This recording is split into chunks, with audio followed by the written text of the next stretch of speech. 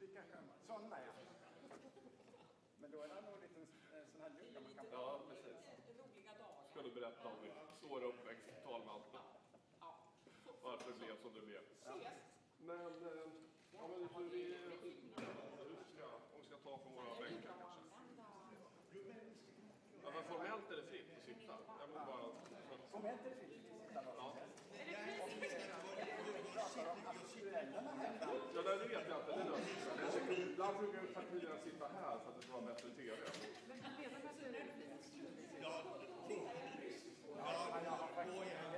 Ja, det är bra. Men då sätter jag upp det där med dina grejer. Och väntar in.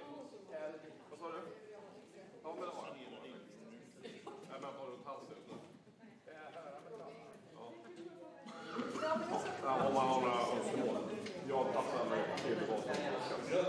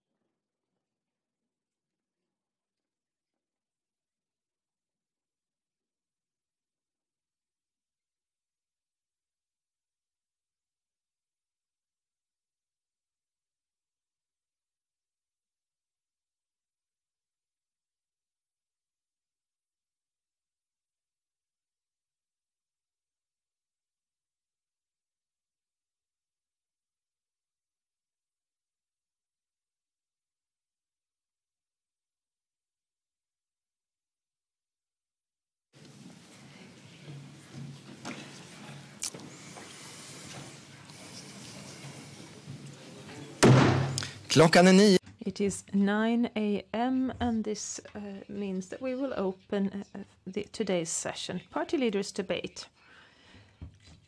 The Prime Minister and the leader of the Moderate Party, the largest opposition party, are entitled to a speech of no more than 7 minutes, and the other party leaders are entitled to a speech of no more than 5 minutes. The speeches are given in the order of relative size of the parties. There is no right of reply to the first speeches. This is followed by a second round during which all the participants in the debate are entitled to no more than 2 minutes.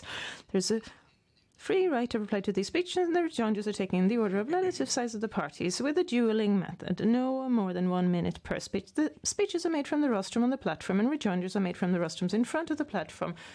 Prime Minister Stefan Löfven of the Social Democratic Party first. You have the floor.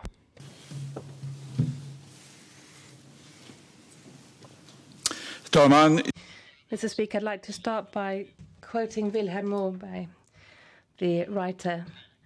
Make the most of your life and don't waste your life, because it's now, this is your time on earth. And I think it's our responsibility to really make the most of our short time on in this world, to look after the environment, the world around us, and the people around us. However, our time on Earth is changing, is about to change radically, because the climate crisis that we're in the middle of is an emergency, and we're going to need more global cooperation, green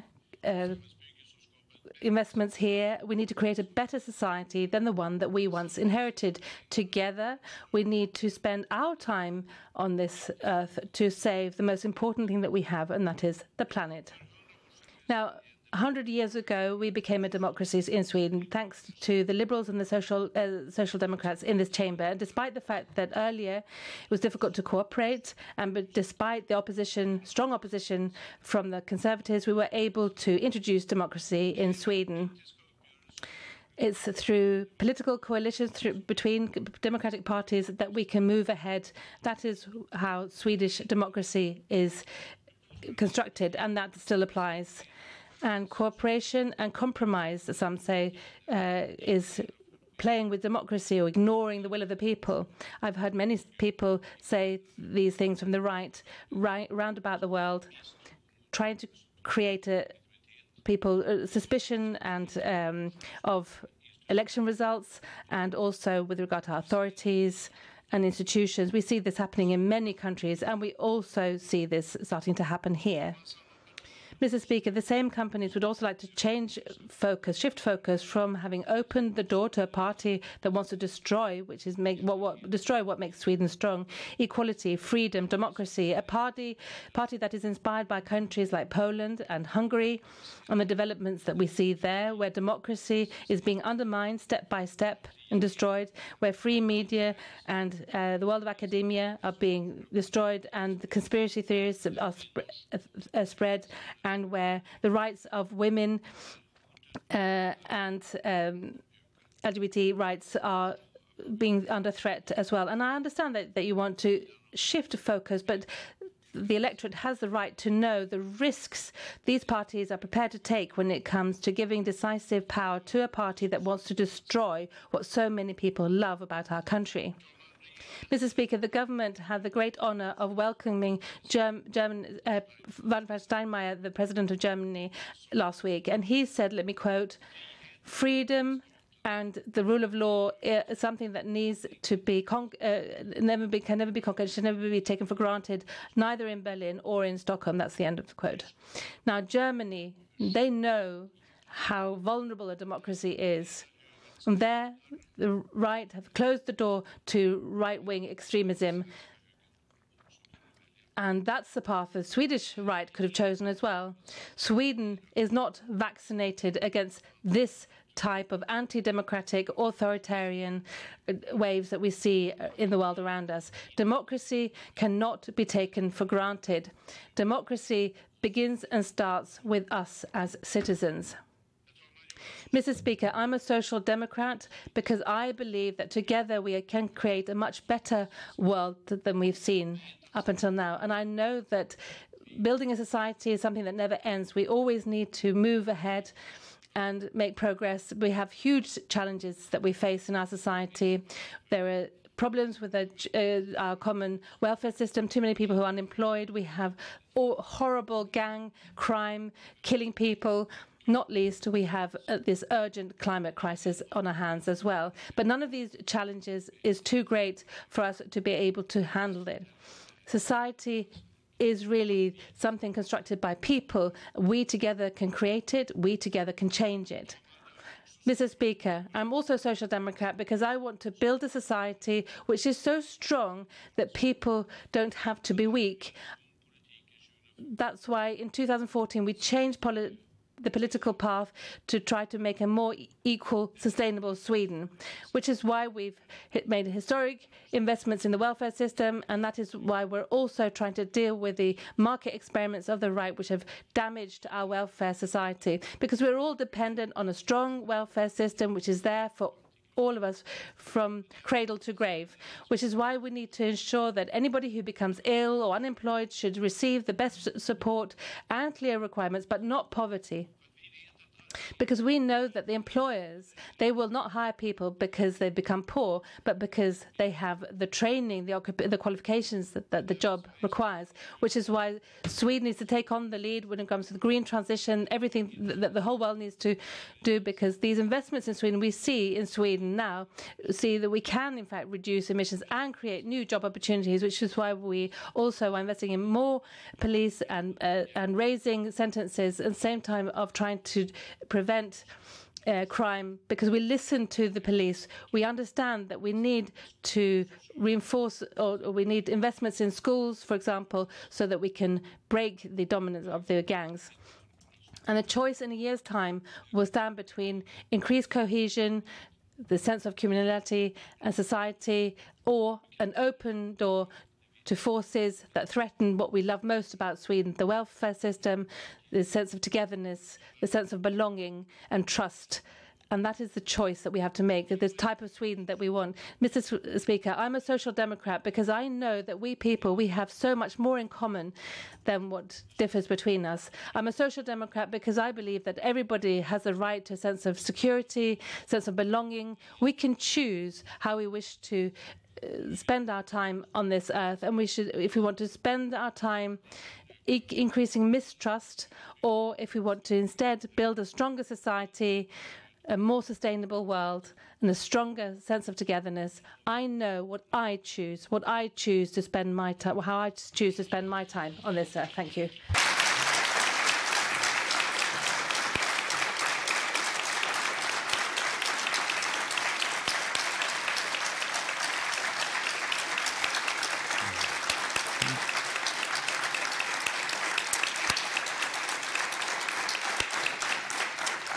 Tack.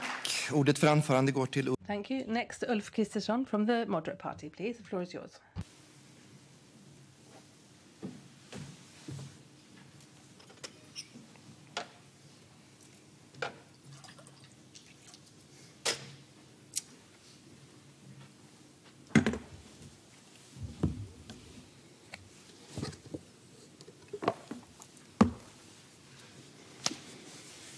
Herr talman.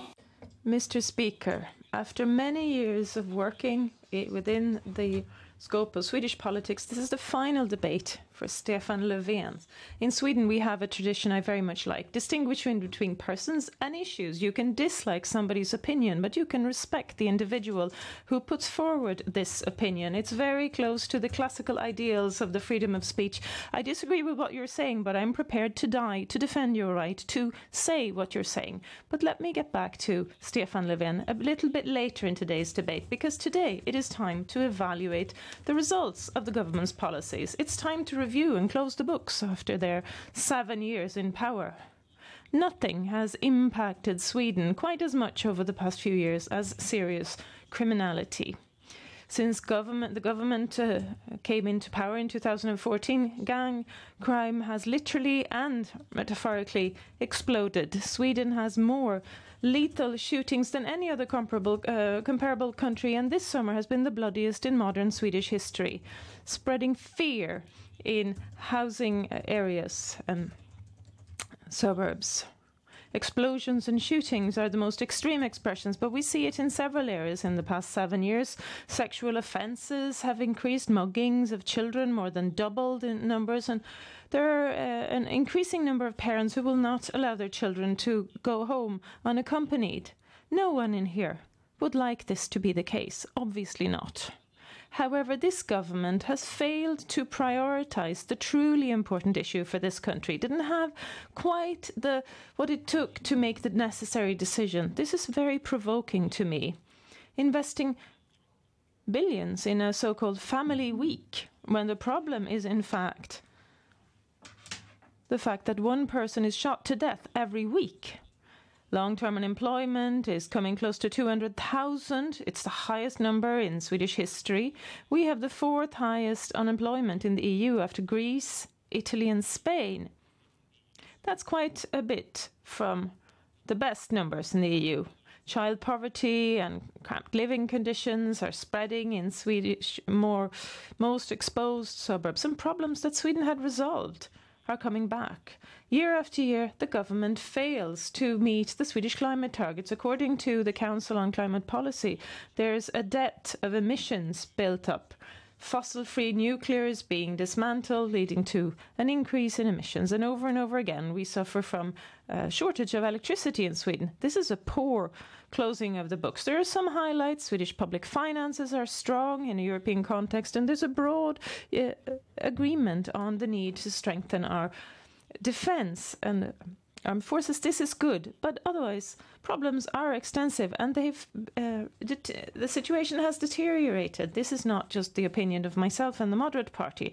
One survey after another confirms that a majority of the Swedish people feel that Sweden is headed in the wrong direction. But do not despair, because closing the books opens up for a new start, and the Moderate Party is ready to gather people around the task of bringing order to Sweden. It doesn't require any miracles, but it does require a government who can understand the problems and can get to grips with them, who will tell things as they are, who can focus on the substantive matters, the topical issues, and who can speak to everyone to get something done.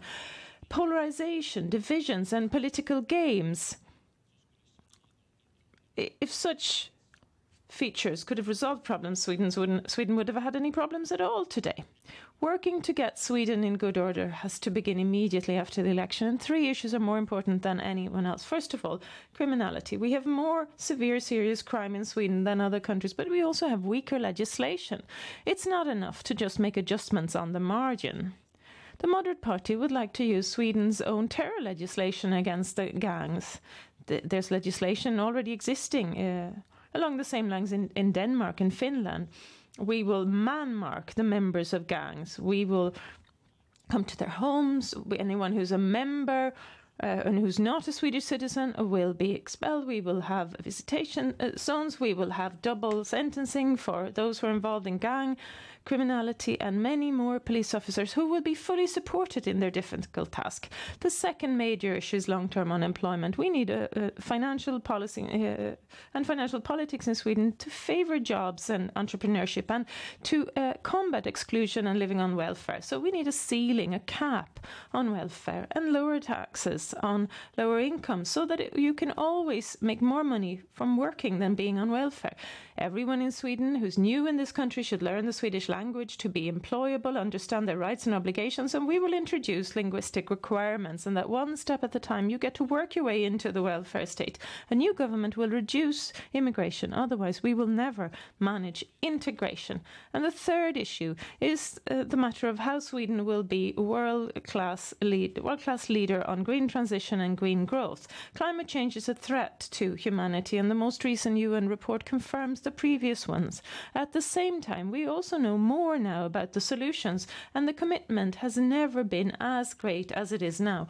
Everyone wants to contribute to this transition: citizens and employees, consumers and suppliers, businesses and shareholders. Swedish companies invest billions in sustainability. Now, the world of politics needs to team up with the business community. A new government will guarantee clean, stable electricity provision and defend all fossil-free electricity production, hydropower, wind power and nuclear power. We will simplify licensing processes, removing red tape, and we will stand up to defend Swedish forestry and individual ownership rights. Crime, unemployment and the climate are the three issues where Sweden needs to set a new cap and have a new start. It will take time, so we need to begin now. It's going to be difficult, but it's not impossible. We're going to be working day and night to turn the tide and bring order to Sweden. Thank you.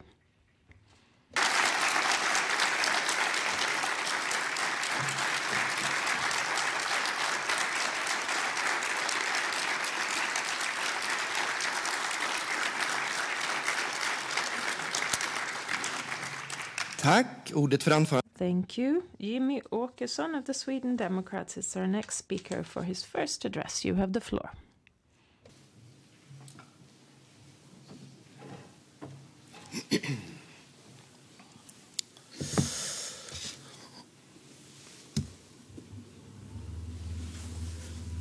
Herr talman. Mr. Speaker.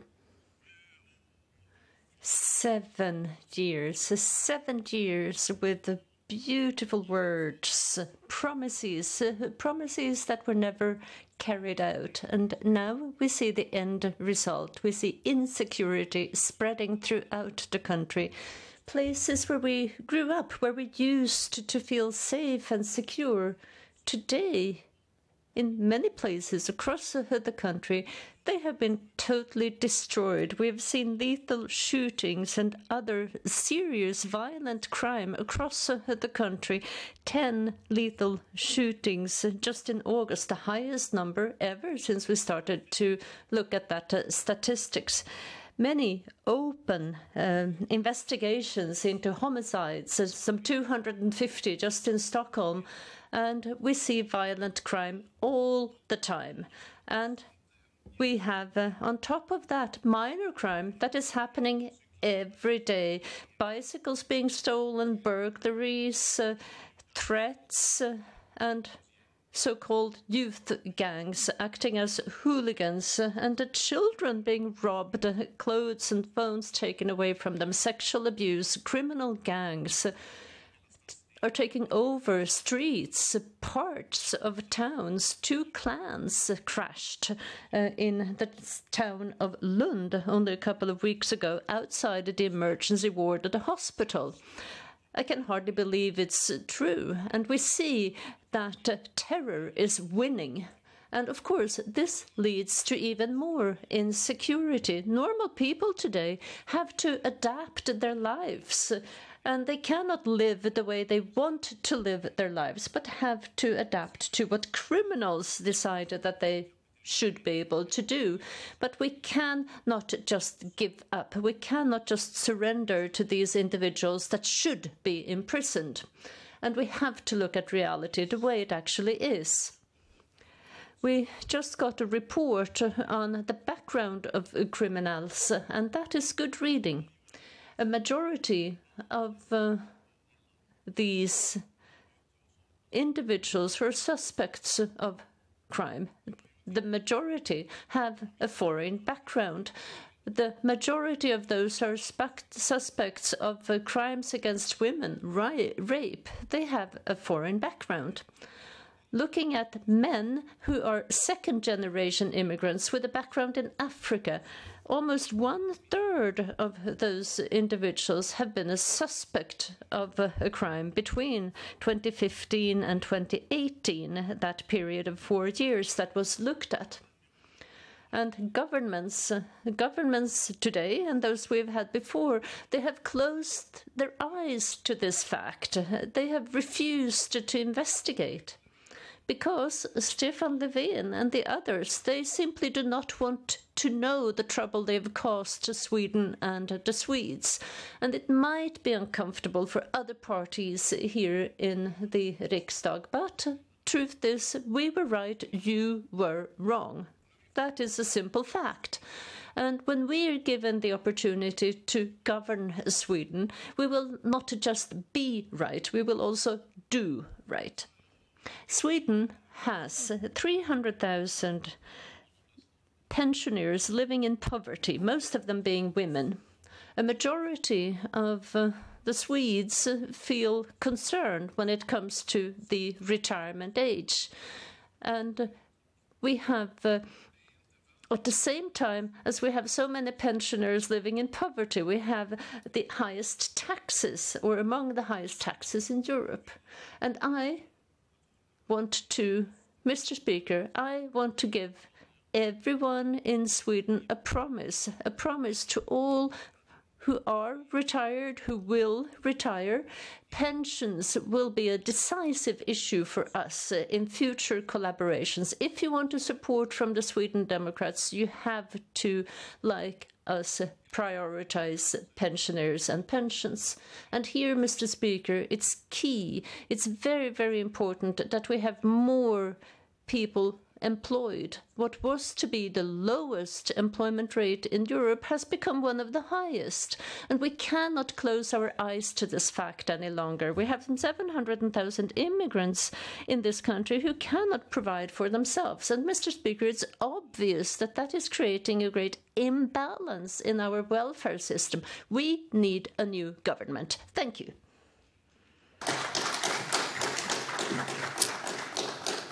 Tack. Ordet. Thank you. And the next address is from Anja Löf, the Centre Party.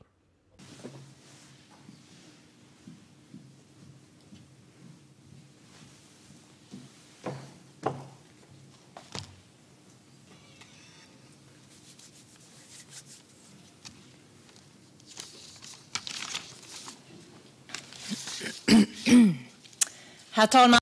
Mr. Speaker, finally.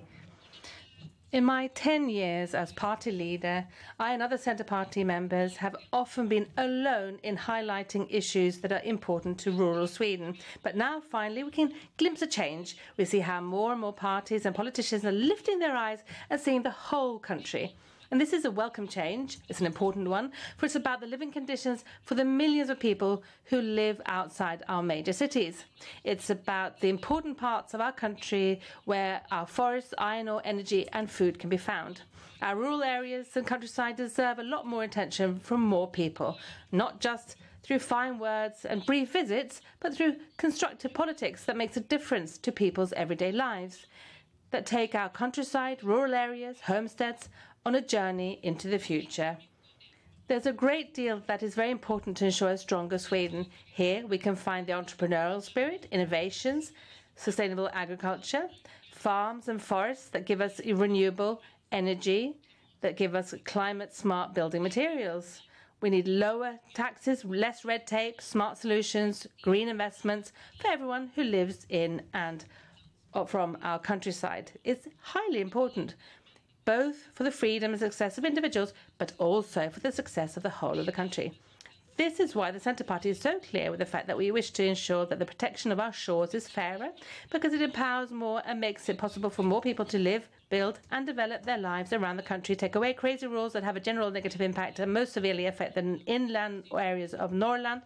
And we need to give more of hope for the future and greater freedom.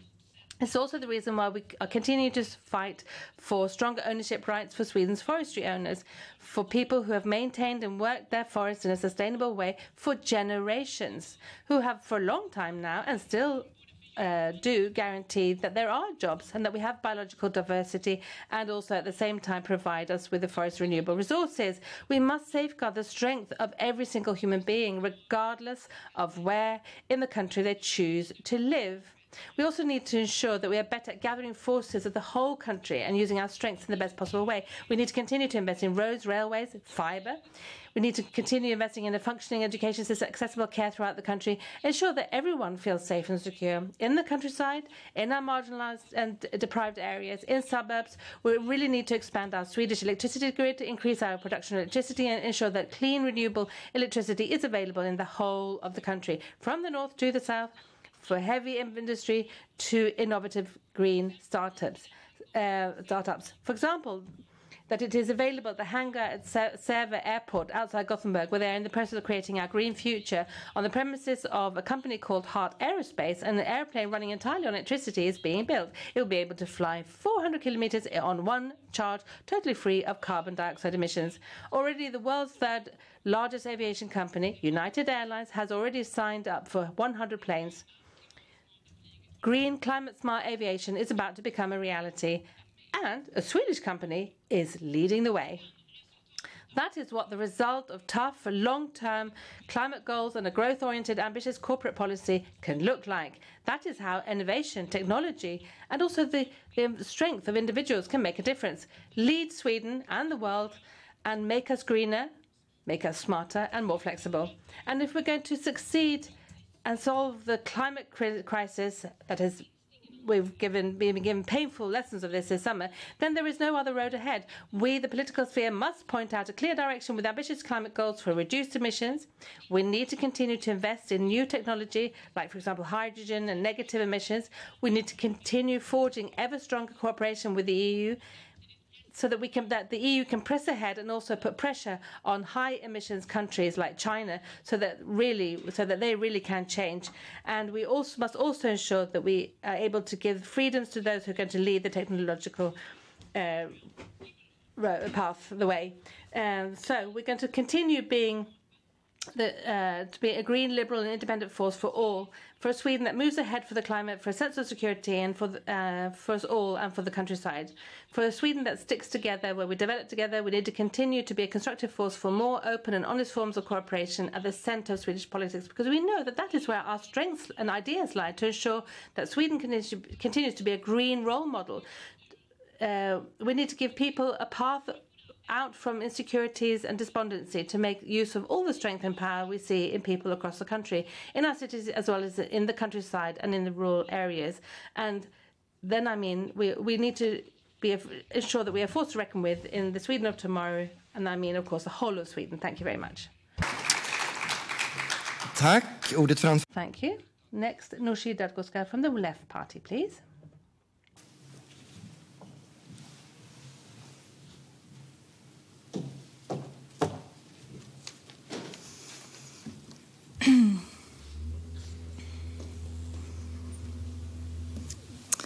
Herr talman.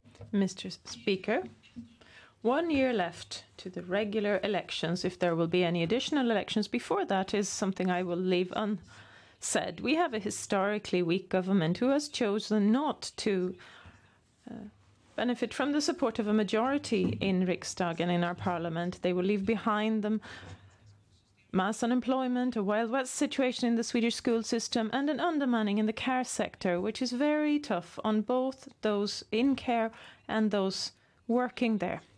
The income pension supplement is introduced any day now. It's an additional supplement amounting to 600 kronor according to the government, but only about half of those in retirement are concerned. Those with the lowest income receive nothing, and most, a very extensive majority, will receive a lot less than the 600 kronor. But we know what life looks like, everyday life, for many of our retirees. Expressen newspaper wrote about it about a month ago. Maria, who is severely ill, who worked in schools and is using savings to afford food. Auxiliary nurse Irma, who's still working on an hourly basis and doesn't have a home.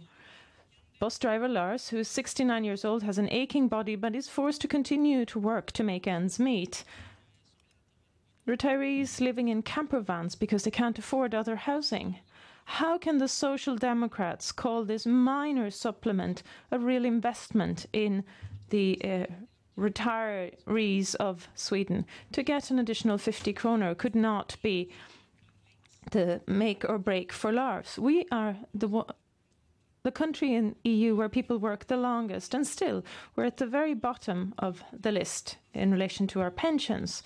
Why do so many parties in the Riksdag, from left to right, stick to this dysfunctional pension system? Rather, Social Democrats and the moderates party members have joined hands during this term of office to increase and raise the retirement age. That was a major mistake, if you ask me. In terms of the budget bill for this autumn, my party has been very clear on the need to raise the lowest pensions, because we need to do this one step at a time. The seniors of Sweden deserve better than what the situation is right now. Mr. Speaker, over the past 15 years, it hasn't in fact mattered whether we've had the moderate party or Social Democrats in government, because they've both implemented very significant deteriorations and cutbacks in sickness insurance and sick pay, especially for those who are severely ill. Employees and businesses pay themselves their contributions to sickness insurance. It belongs to them, and they should be able to avail of it when needed. Last year, in the midst of a health crisis and a pandemic, new records were set by the Social Insurance Office in Sweden in terms of rejecting applications for sick pay. The social insurance ministers have been called Ulf Kristersson and Annika Strandhäll, and they have both badly failed people in a very difficult situation in need of healthcare and rehabilitation. I know personally 2 of them who've been diagnosed with cancer, require extensive treatment. They've both had to use all their available time and effort to fight to get the money they are entitled to. They do not get approval of certificates. They do not accept anything but work on full-time. They are not permitted to work part-time and make the most of the working ability. You have the very strict rules have become a nightmare. We need an immediate redesign of the sickness insurance. In the public bill proposed by the government, we're taking important steps in the right direction, complying with our wishes in several elements when it comes to the sickness insurance, but it's important to be able to trust this insurance. In addition, it goes without saying that the employment benefit scheme we have currently needs to be made more permanent. In a modern economy, which is constantly developing, jobs can come and go. Not least now, when the business community will go through a green transition, and we need a reliable unemployment benefit scheme for this. I assume that the government will give information to confirm that the current situation will be made permanent, not just using it as part of their election campaign. The wage earners of Sweden need to know today that they are protected and that they're not just part of an election strategy played out by the Social Democrats. Pensions, sickness insurance and unemployment benefit entitlements need to be redesigned and revamped to restore the Swedish model. We need to build Sweden strong again. Thank you. Ordet för anförande går till Ebba Busch. Thank you. Ebba Busch of the Christian Democrats is our next speaker for her first address. You have the floor.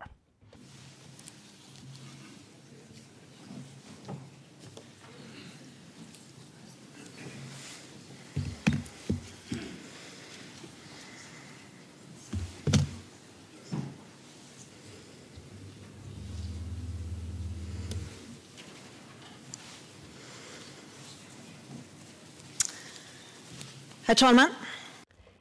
Mr. Speaker, in 361 days, the Swedish citizens will vote. It will be a day when we will celebrate democracy. We can finally vote. The Swedish people will have its say about this government and the red-green rule we have had for close to 8 years. And the question that each voter has to ask him, herself, is, has Sweden become a better or worse country? Is welfare better? The government, the rule of the country, is it better? Are the investments made that are necessary to secure jobs in the future? Are we safer? Each and everyone will have to evaluate this current government. It is part of our task as citizens, and I encourage everyone to look at reality, because you recognize the tree when looking at the fruit. And I know that there are some individuals who do no longer believe in politics because they see deteriorations in welfare, safety, security, but they want to believe that it is possible to turn things around. They have been discouraged, but they're looking for a courageous alternative. They feel in their hearts that politics has to take its responsibility, dare do more, and they want to see this alternative with a heart. But who to believe? I will never promise the moon, because if you promise perfection, you promise more than you can actually keep. But I will tell you about four principles that will guide us. One being that Christian democracy is about others. We've never been a party organized around class or self-interest. We want to make life better for others. We want to build a society for all, and that is why we always highlight the importance of family, health care that works, safety, security for those who are most vulnerable. The second of our principles is that we're prepared to talk to everyone. We're prepared to collaborate with all political parties here in the Riksdag if that is what is necessary, if that is what is best for Sweden. Politics is not about nice ideals. Politics is about making a difference. And thirdly, we are prepared to leave the same conversations, the same collaborations. We're prepared to leave the room if there are requirements posed on us that we are to abandon our basic values. And the deals, they do not have a value in themselves. They have to lead Sweden forwards. Fourthly, if there is a possibility, if there is such an opportunity, you can trust us, the Christian Democrats. We will take that chance to change Sweden for the better. And you have to have that courage to look at alternatives, and you have to be courageous to lead. We are not going to shy away from acute problems, things that have crippled the current red-green government. We are going to shorten waiting times for healthcare. We are going to look at the legal system. We're going to have climate-smart nuclear, and we're going to look at migration policy long term. We do not promise everyone everything, but we will keep what we promise.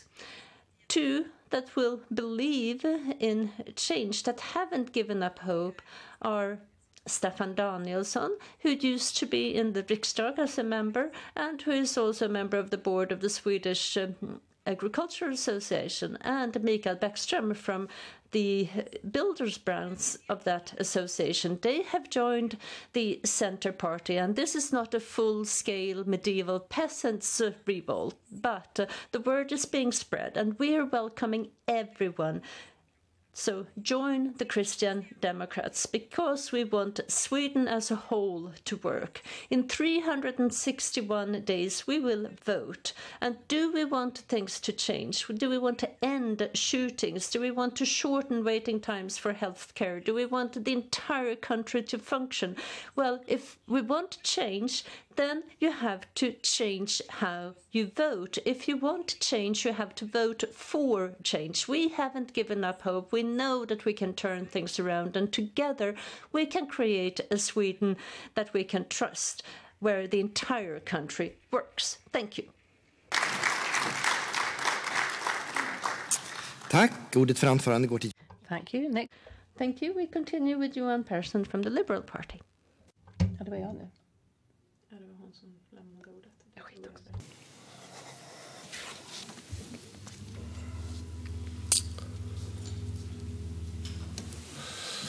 Herr talman!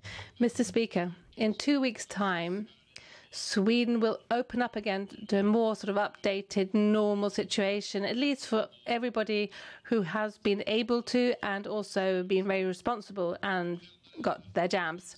So hopefully, very hopefully, we're going to leave a very difficult time period behind us, this pandemic, which has led to suffering amongst many people and difficult situations for people in the healthcare system, in schools. And we know that sports associations and others have had really real problems.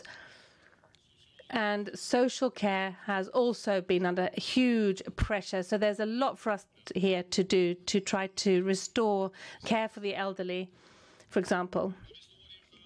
Now, we are facing problems in society that we see in Sweden are really destroying people's lives. We have to, in the school education, for example, we need to restore order in the classroom, in the schoolyards as well, playgrounds. We need to also ensure that we do away with chaos, violence, what we saw in Eslöv, in Malmö, for example, Nässjö, Hallsberg. And the Liberal Party, we have presented an order and social security campaign for schools, so to enhance teaching in the classroom. So this is for teachers and pupils to feel safe.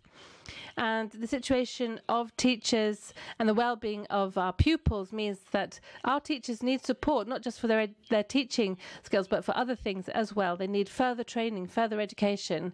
Let the state immediately take over the responsibility for the 28 schools which were included in the school inspectorate's report. These are the schools which are not able to deliver but we should never, ever reduce our requirements with regard to qualifications and grades, etc. And tens of thousands of children, they don't receive the knowledge that they deserve, is a decisive problem. Almost 15% receive a fail grade at the compulsory level, and leave school means that we really need to reinforce teaching at that level. And after all the immigration policy that we've had, has led to mass unemployment and parallel societies in Sweden. It's these social figures or these social factor. This is where the criminal gangs are able to gain ground. We see that many people are easy take pickings for criminals and leads to a deathly spiral on our streets. It's in these environments that those who are good and try to live a decent life, they are most vulnerable to the shootings, gang shootings. And the Liberal Party, we have submitted a scheme to help these deprived areas for education, to help them get out of their sort of benefit rut and to earn a living, and to ensure also that there are job opportunities, that we put them in focus. That's how we can manage to integrate our society better.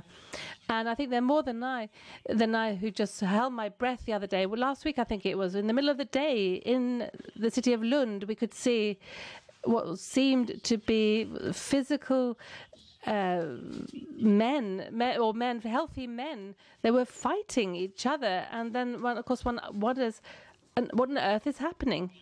And the question was, why were these people not at work on an ordinary Monday? What on earth were they doing there? Mr. Speaker, we need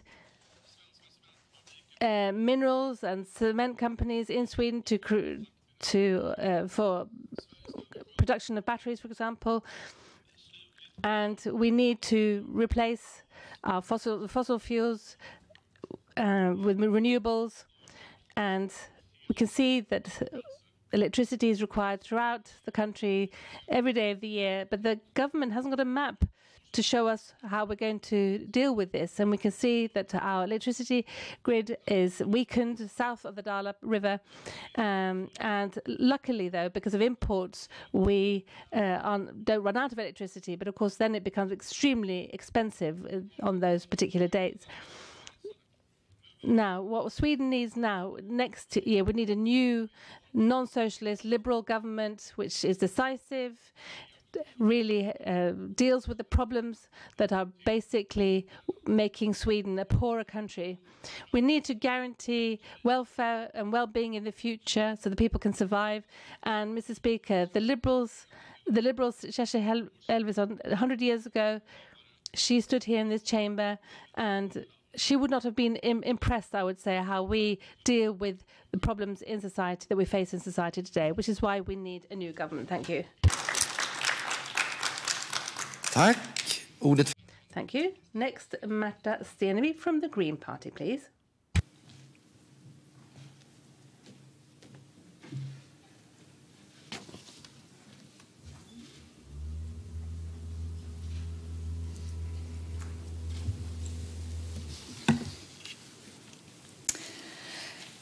Herr talman. Mr. Speaker, in the summer of 2018, it is estimated that approximately 700 Swedes died as a result of the extreme heat wave. And since then, extreme weather has occurred over and over again. We see many dramatic examples across the globe of forest fires, floodings and drought, with a great deal of human suffering as a result. The climate crisis is happening right now. This is why the climate policies of every party has to be measured against the benchmark of whether or not Sweden is complying with the Paris Agreement obligations now or not. We can invest in train and public transport across the country, or using wind power offshore, building wood, using wood for houses. We can put a stop to fossil fuels. We can choose to sharpen and tighten our climate aims to get to zero emissions in 14 years, or you can maintain diesel support, reduce the petrol tax, etc. And it's a little bit entertaining to see that we now have a green right, a little bit as entertaining as when the Popular Party changed its name to the Liberals. No, the blue parties clearly are still waiting for someone else to take action somewhere else and some other time. And that, my friends, is not climate policies. Because climate change is not something we have ahead of us, Mr. Speaker. It's happening here and now. This is why we're stepping up the support from 25 to 500 million in support to municipalities in the climate transition. It's a lot of money, but it's absolutely a pittance compared to what we're going to have to pay in the future if we fail to achieve the Paris Agreement objectives. Mr. Speaker, during the summer, 17 people were shot to death. Organised crime is keeping entire housing estates and suburbs in a state of terror. Over 50 offences will receive higher penalties in a plan presented by the government. There's more in the pipeline. And I'm prepared to consider any sharpening of sanctions if it can put a stop to gangs shooting people in the streets. They need to be behind bars. But when I listen to the blue and brown parties today, I can't help but ask myself, how many young men will be killed in the summer of 2036 unless we invest in preventive measures now? Because right now, this year, there are boys born in exclusion and marginalized areas who will be in 9th grade. They will turn 15 in 2036, and they deserve to have their whole lives in front of them. Police, civil services, etc. have been issuing a warning, sounding the alarm for years about the situation for children in these suburbs. If we don't take the responsibility for belief in the future and safety for all these people, they will grow up in child poverty, go to schools that don't have enough resources. We add 2.5 billion to the legal elements in society. We need more tools. We need to make it more feasible for our prosecutors, etc., because that cost is nothing compared to if we lose an entire generation to the gangs.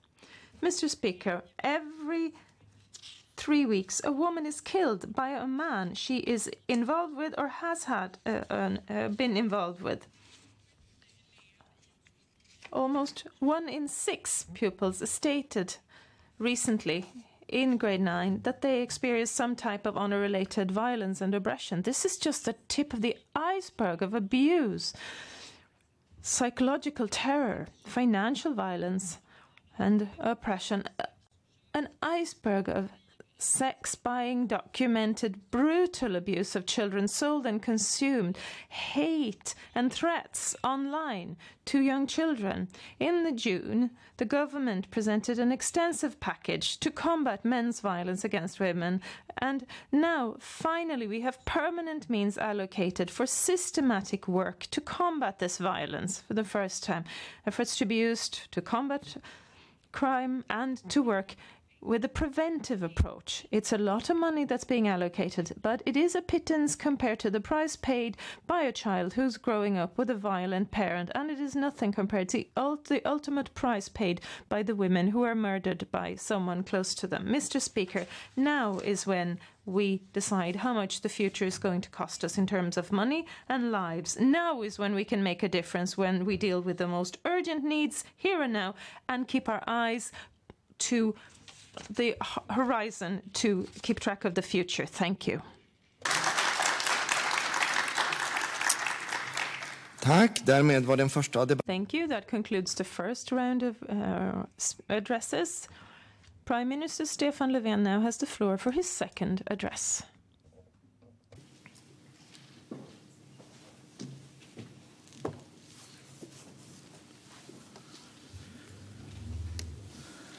Talman, svenska samhällsbygget är inte.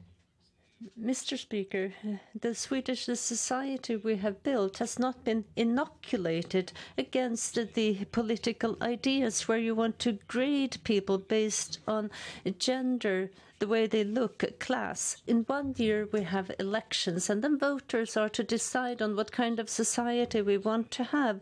If we want to continue to support what many people love with the welfare, the trust, or if we want a political development where we risk losing a lot of those things that we love with our countries.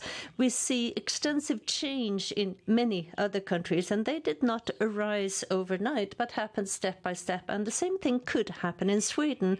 Mr. Speaker, it will be, well, it's almost 2 months until I will resign, but I want to take this opportunity to say thank you to everyone who has helped us dealing with the crisis, not the least the terrible terror attack in Drottninggatan, but I'm also thinking about the pandemic that we have been managing together. To my party leader colleagues and to everyone, to the Speaker's Bureau, I want to say thank you for the debates, for everything you have done, working for Swedish democracy, to everyone working in the Swedish Riksdag, the civil servants, the security staff, cleaners, chefs, serving staff. I want to say thank you to everyone. Thank you for everything you've done for the Swedish democracy. As I've said, I'm not resigning quite yet. I'm looking forward to continued debates and the session where we'll have questions and answers here next month. I know pretty much what will happen and what will be being said, but I want to say thank you anyway to everyone. Thank you.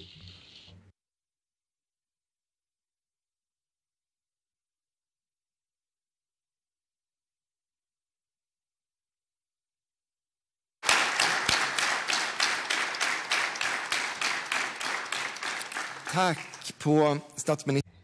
Thank you. And the following have asked for rejoinders of Kristersson, Jimmy Åkesson, Ann Lööf, Nooshi Dadgostar, Ebba Busch, Johan Persson, and Märta Stenevi. And we begin with Ulf Kristersson from the Moderate Party. Herr talman, Mr. Speaker, I'd like to say a few words to Stefan Löfven now on the occasion of his final debate as Prime Minister and Party Leader. Let me first just underline what everyone in here already knows. It is a remarkable career that you have made through Swedish society, and everyone will confirm that you have always done it through a sense of duty. You may disagree on the party political activist of Stefan Löfven. We are all used to receiving both praise and criticism. It's part of the job description. I'd like to say a few words about the Prime Minister when discussing with him between four eyes in Rosenbad, government head offices or elsewhere. I very much appreciate that when I was recently elected, you invited me to discuss difficult issues, sometimes with an agenda, sometimes without an agenda. Sometimes we could quickly agree on other issues. We never agreed. And that is how politics has to work as well, without an audience, to try and understand the convictions of the other party, even if you do not always share the final conclusions, and sometimes, see the benefit of the arguments presented by your counterpart and the weakness of your own arguments. This didn't happen very often, let's be very clear on that, so you don't misunderstand me, but enough times to give me an impression of the person, not just the role of the Prime Minister. I very much appreciated that, Stefan Löfven, and I would like to thank you, and I can guarantee you're the person who will be replacing you, that I will be acting in the very same manner indeed. Politically, we mainly have differences, but musically speaking, we have a lot in common. We had to guess each other's favorite music, and you knew everything about my love of Kent, the group from Eskilstuna, and I realized that we both also very much appreciate Ulf Lundell. So now, when you will suddenly have eons of time available, I have some musical guidance for you and contributions. It's Swedish and international, it's historical and present day, and it unites generation after generation of Swedes. So when the rest of us travel to Almedalen in July of next year, enjoying another hectic election campaign, you and Ulla will instead be afforded a trip to London to hear ABBA's new album, a new concert, ABBA The Voyage. Here are the tickets. I think you will both very much enjoy it. There you go.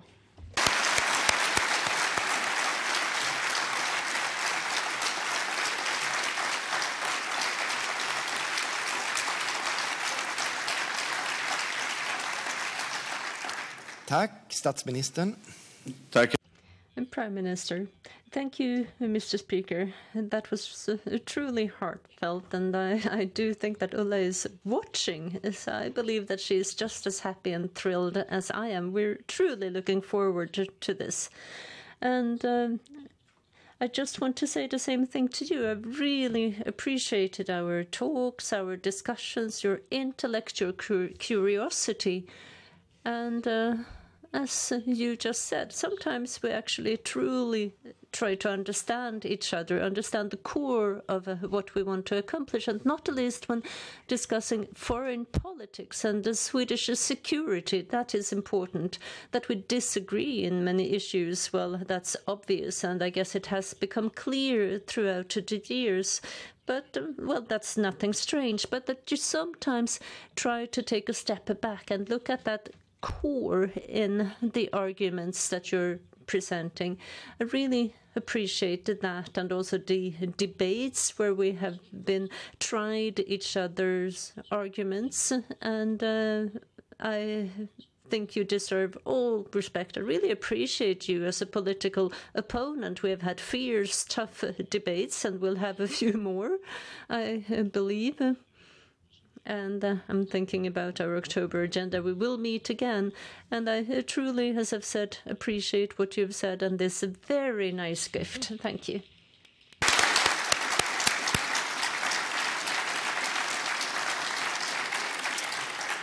Ja, jag uppfattar att Ulf Kristersson avstår sin andra replik. I take it that Ulf Kristersson has no additional rejoinder. Jimmy Åkesson of the Sweden Democrats is next for a rejoinder.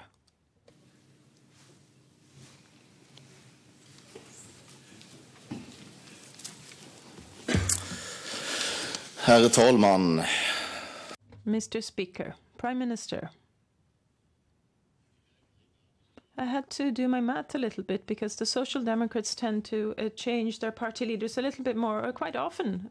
Stefan Löfven is the fourth counterparty for me during my years as party leader. So Social Democratic party leaders, they come and go, but some things remain permanent, at least for another while, I hope. Mr. Speaker, I'm sure we'll have ample opportunity to discuss the issues focused on by Stefan Löfven when he was up at the rostrum in the next round of rejoinders. So I will drop that matter for now, and I'm going to make an attempt to be nice. At the most recent election, Stefan Löfven taught us that he enjoys a hot dog or sausages.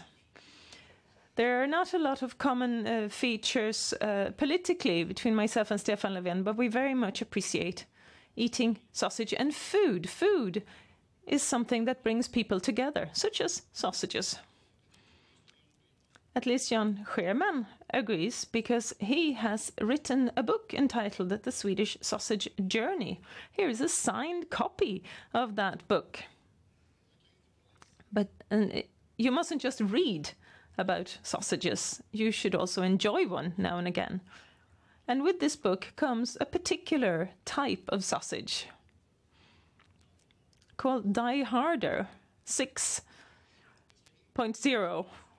It is not to be perceived as a threat, covert or any other type of threat. It's well-wishing. It comes with good wishes for the future. It's just a culinary, unique product which we would suggest that you try with your evening coffee together with but it is very spicy, however, so a word of warning. It's a little bit too spicy for my preference, but considering all the spicy expressions used by Stefan Löfven over the years, I think he will be well able for this type of sausage than I am. And I'd like to say thank you to Stefan Löfven for all the debates and other things that we've shared over the years politically, and to almost quote Pippi Longstockings, it was nice when you came, but it was nicer when you left. Tack, statsministern. Prime Minister. Herr talman, Thank you, Mr. Speaker. Well, if this sausage is too spicy for Jimmy Åkesson, well, I will eat it. No doubt. And this is no secret that Jimmy Åkesson and I have very different views on people. Well, we're political opposites, quite simply. But I do think that it was one of my first debates in the TV program Agenda, where, well, we noticed for the first time how different we are in our political views. But I do respect you as a human being, an individual. I do. And I do think that when Jimmy Åkesson had a difficult time as a party leader, and it is difficult very often to be a party leader, because, well, you're being observed, viewed all the time, you want to come home, and for a while you had to step back and say no, and you were open about the fact that you needed to take a break. And I appreciate that. A couple of weeks ago, I met a couple of young women, and they talked about their psychological ill health, and they said that it's so incredibly important that adults actually talk about this so that it's not turned into stigma, that you can actually suffer from psychological ill health. And I think you did a good service to society there, talking about your difficulties, because it is important that we do that. And it's also important to be able to distinguish political views from the individual. And we've had fierce debates, and we've also talked outside of the public light. And that is important to have that type of relationship as well. And I appreciate that, and I wish you all the best. And I'm looking forward to trying this sausage. Thank you. Tack. And thank you. And we continue with Annie Lööf from the Centre Party.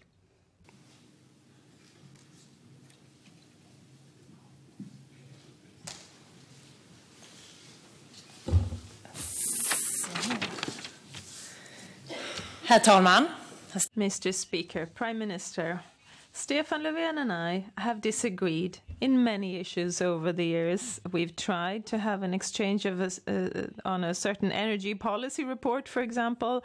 Stefan Löfven has used particular words to characterize our discussions, indeed. But we've also managed to cooperate for Sweden and to keep powers of xenophobia outside. Stefan Löfven has been empowered for collaboration, a party leader colleague who has been true to his word. What has been agreed upon between four eyes will also be implemented. These are traits of character I very much appreciate. I hope we will see more of it in Swedish politics. But for the Prime Minister, now it's time for a new life outside of the world of politics, a life which I hope will contain more time for relaxation, perhaps also, who knows, new habits in the kitchen. I know that one of the Prime Minister's life hack is half-baked pizzas. he finishes them in the oven at home to get the perfect finish. Perhaps he will have more time now to make his own pizzas from scratch, or perhaps the oven at home can be updated to ensure that the takeout pizza can be really optimal. In any case, we would like, on behalf of my party, to give you some assistance in your making your own pizzas.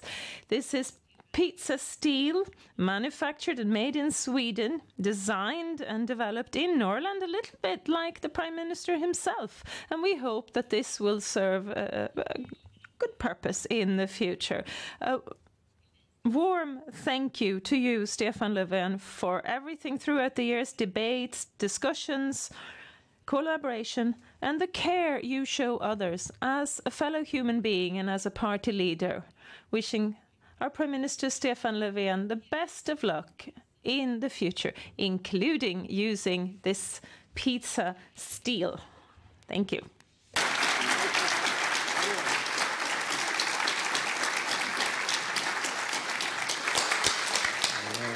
Tack, statsministern. Tack, herr talman. Prime Minister. Ja, det var Thank you, Mr. Speaker. Oh, this is a heavy-duty thing, and it will come to good use. I can promise you that. And thank you for the kind words as well. And they're prosecuted. It was difficult initially, that is true, with the report that was to be submitted. And I have regretted this so many times after the fact. Why didn't I accept it? I knew that, well, I had a good argument on the first page. I hadn't really studied it. But anyway, that will be in another life. Thank you so much for all the discussions, all the conversations we've had, and we have had the opportunity to get to know each other throughout the years as politicians, and of course we have different ideologies, different values to a certain extent, but in other respects we have the same values, and I really appreciate the fact that the Centre Party and Annie Lööf, you are so incredibly clear when it comes to the most important value of them all, and that is the equal value of all human beings. There is nothing that is as important, and that you stand up for that I really, truly appreciate. We've also had many bilateral discussions, and I've appreciated those. And I know I can trust you, Annie Lööf, to 100%. And I'm taking a bit of a liberty here. Apologies to the speaker, but you've truly stood up and participated in that fight. And we have a couple of discussions and a couple of months to go. But thank you for this wonderful gift. Thank you.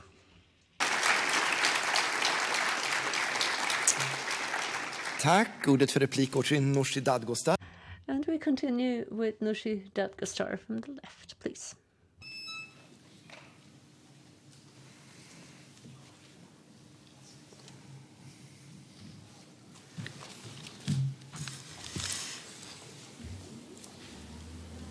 Ja, Stefan.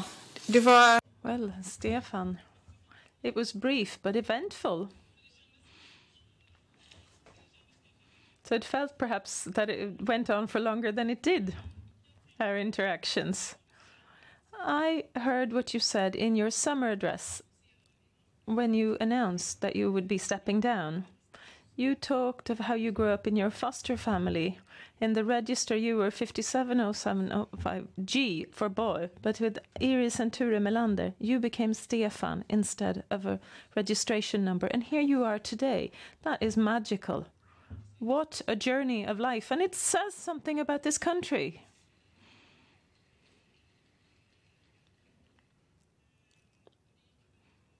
And you did very well. You worked for Hägglunds for several years.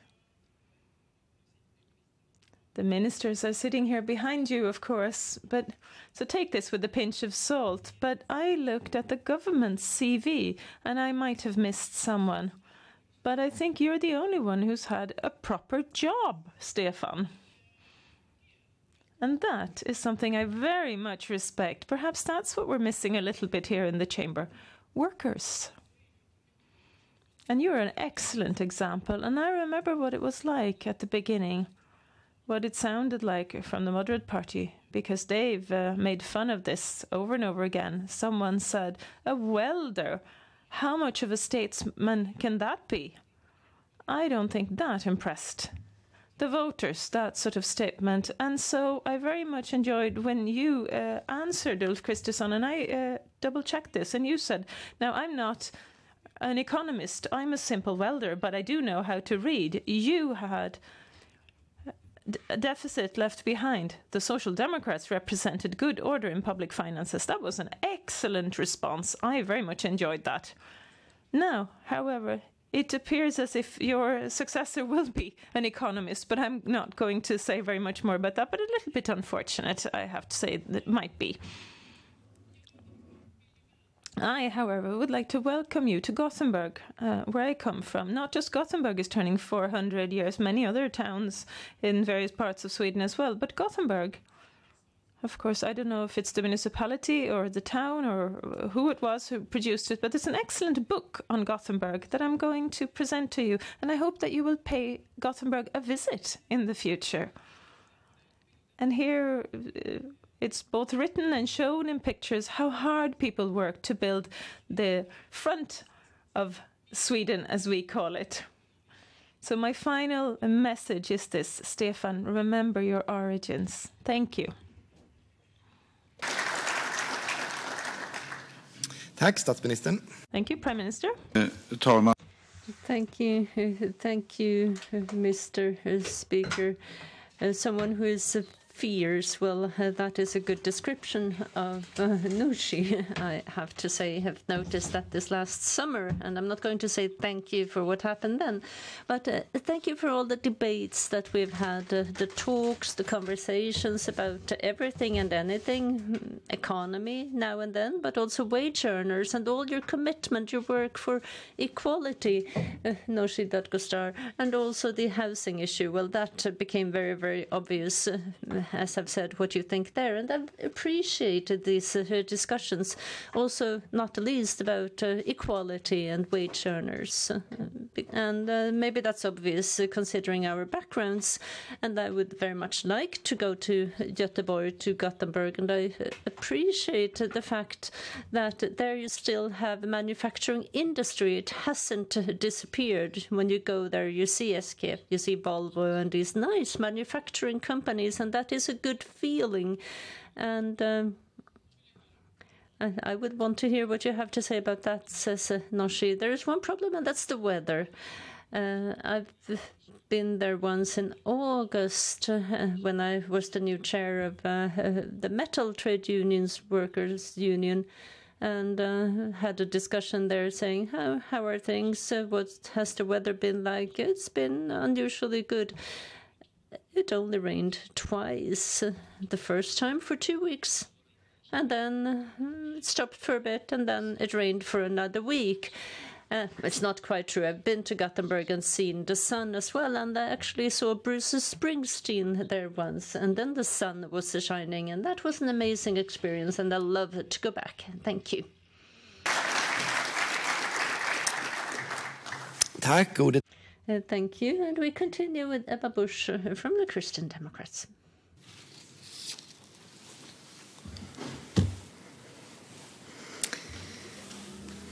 Herr talman. Mr. Speaker, now maybe I will also say du, as it were, tu in Swedish. So, but I'm going to try to be positive rather than negative. Anyway, I'm going to pick up where Nooshi Dadgostar left off. So I also would like to thank Stefan Löfven for his time as Prime Minister. Arne Geijer has apparently said that the presidency of the LO is the best job a worker kid can get. Now, and I would maintain that Stefan Löfven actually has put paid to that statement, because I would say that the best job that a worker kid can get in Sweden is to become the Prime Minister and to lead our country. This is a journey, a life journey that Stefan Löfven has done from one class to the other. This is social democracy at its best. We have different views about many things. But here, here we are able to find each other, as it were, and the aim must always be that everybody should be able to realize their inherent potential. And this, in fact, should be a source of national pride, that in Sweden, who becomes the prime minister isn't determined by the parents you have, it's instead determined by the faith that people put in you.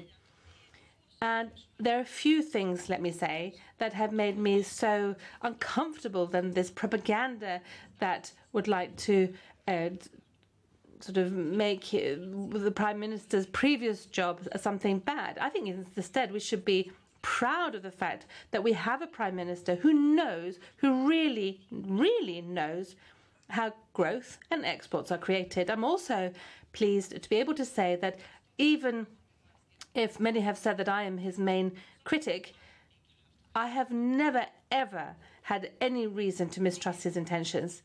In fact, I would say that there are few opposition politicians to have so often had differing opinions with the government in power, but at the same time never, ever had any reason to mistrust the good intentions of the Prime Minister. Not even in a European context is this no longer something self-evident or given, which is why I'd really like to highlight that here. And I know that there are some citizens of our country who believe that the life as the leader of the government is really the easy life. You know, you have staff, you live in the Sagerska building manor, you have car with a chauffeur and gala dinners. But I'm sure that Stefan Löfven is quite happy to leave all that behind, to have more pleasure with his wife and his family. Now, I think there seems to be a slight theme of food theme to all the presents here today. But I have a present in the shape of a dinner for two at restaurant Hillenberg here in Stockholm.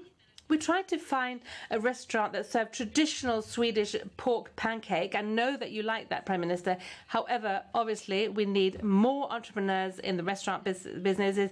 But Hillenberg have, at least to my mind, the best meatballs in town. And let me say, this dinner for two is not for you and me. No, actually, I thought that one of my presents actually is for that you can, be rid of me for a change. But once again, thank you very, very much. Thank you.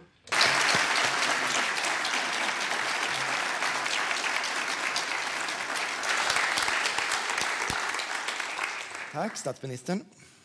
Prime Minister, well, thank you, Mr. Speaker, and thank you so much for nice words, kind words, and a gift. And there's no doubt that you and I, to a great extent, have different political opinions, but privately I think that our interests are more similar. I'm thinking about Swedish football. Unfortunately, you picked the wrong team, but oh well. I do think that you can be fully committed in politics, and at the same time that you have something in your private life that really interests you, that is good. And well, a good football game, that is one of the best things for me. And there are two other things I want to say. Firstly, I believe, Ebba Busch, that you were the first who got in touch with me after the terror attacks at Drottninggatan. Several party leaders did get in touch, and of course we had information on an ongoing basis given to everyone, but you were very, very supportive, I can say, in that very difficult moment, and I say thank you for all that support. Secondly, you've also been very clear when it comes to issues having to do with LGBTQI, and I thank you for that as well. And you've said if you're not with me on this issue, then you have nothing to do in the Christian Democrats, and that's a very clear stance, and I appreciate that, and many, many individuals who truly need that support also appreciate that. So thank you. And thank you for being so clear on many other issues as well. And I know that we have differences in opinion, but again, if you take a step back and you start to think about what you really want to accomplish, then I do think that, well, there are many things we can do together in the future, but that will be for someone else. Thank you. Thank you so much.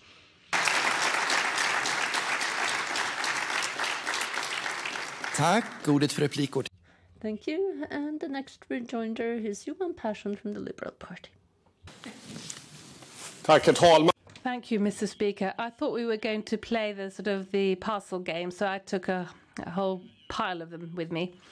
But it is a great deed, really, here that is approaching its end, as it were, here. And from the Liberal Party and Nyamko Sabuni, I'd like to thank Stefan Löfven for this enormous task that he's managed to do for the nation Sweden and for our society. Because I would say that there are many people sitting here who feel that they are experts, but very few who dare take on that role and receive that trust and to lead Sweden in this way. So it is indeed a great deed done, Stefan Löfven. And perhaps you might say, you can come back in and start working politics again. It's quite important. Maybe you'll come back as an ABBA avatar inspired by your London trip. Who knows? But anyway, you need to rest first. And now we're celebrating 100 years of democracy in Sweden, and therefore it feels like, well, we need books and things. And I've got a book here about liberal women, 100 years working for equal suffrage. We stood side by side, and Social Democrats and the Liberals, we did on many issues, but here in particular, there's a historic link here. And then we have another top diplomat, together with Branting, the previous Prime Minister. When the League of Nations were going to be set up, then women. This also, we saw this also in the state apparatus, as it were. So anyway, these are the first books I'm going to give you, so you can read those first, and then now I would also like you and Ulla to eat some nice food. This is more for home. This is a book about creme brulee, and here we have a burner. So please, I think you should be able to handle that without hurting yourself. But bearing in mind the rules, tax rules here in Sweden, even if you did away with the gift tax, the Social Democrats, but I can't. The gas difficult to buy because it's so expensive. But anyway, you can have to pay for those yourself. Thank you.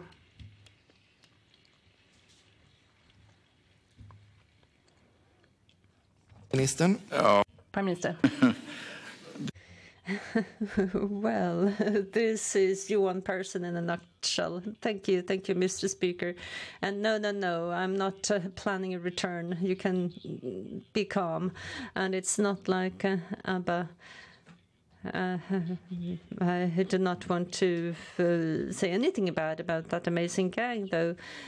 But if you want a good debate, then I have to say that then you're to debate with Johan Persson. You never know what will be being said, but there's always a good foundation for what you're saying, something you believe in, something you stand up for, something that is important. But you can say these things in a very clever and unpredictable way, if I put it like that. And I don't know if you've been spying on me, possibly, to see what my private life is like. Definitely not, says Johan Persson. But crème brûlée, as a matter of fact, that is my wife Ulla's favorite dessert, so she will love you. And as a matter of fact, when we go out for dinner, we always check that there is creme brulee, because you need that for a proper dinner. So this was right on spot. Thank you, Johan Persson, for everything here and elsewhere. And regards to Nyamko Sabuni, I truly appreciate those discussions as well. Didn't happen what I had hoped for with the January agreement, but I appreciate the discussions, the talks we've had. Thank you.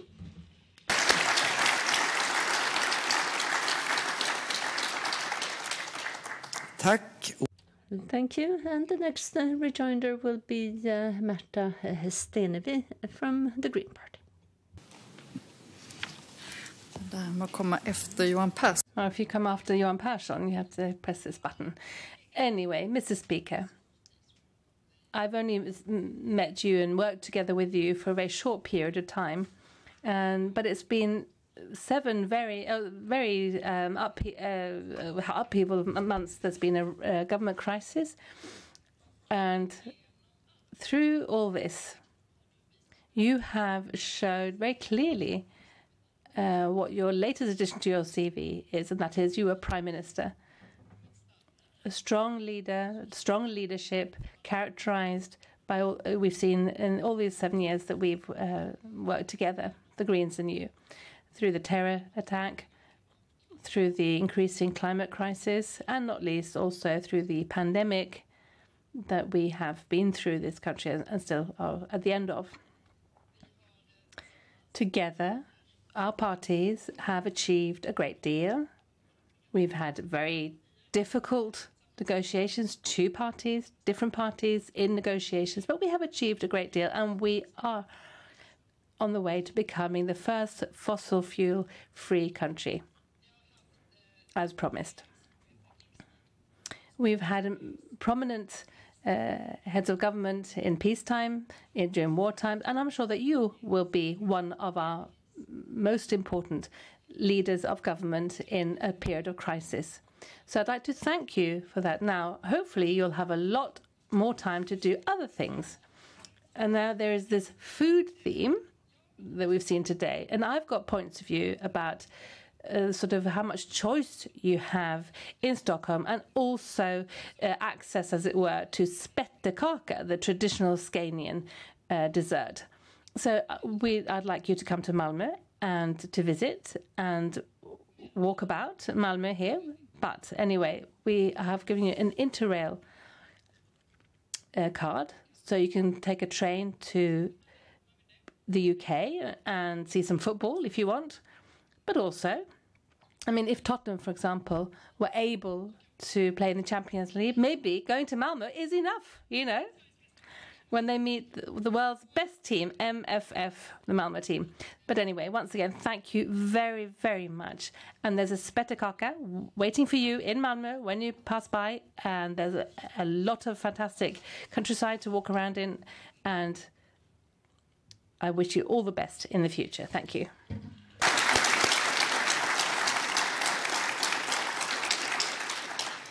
Thank you, Prime Minister. Thank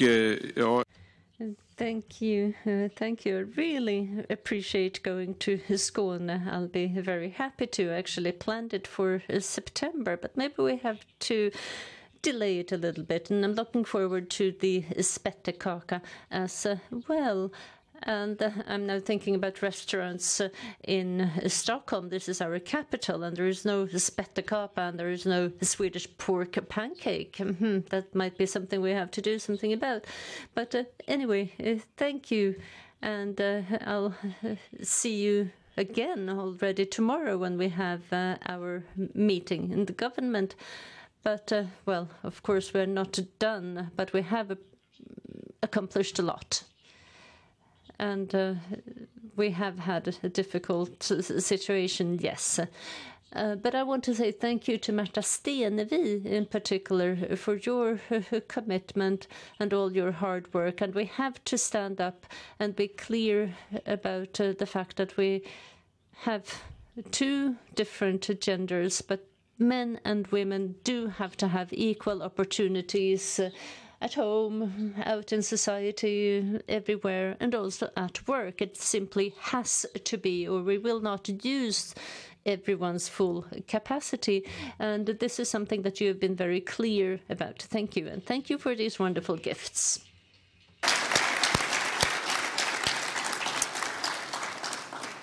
Ja, därmed var... That concludes the rejoinders to the Prime Minister's address, and we continue with our speakers list, where the next speaker is Ulf Kristersson from the Moderate Party.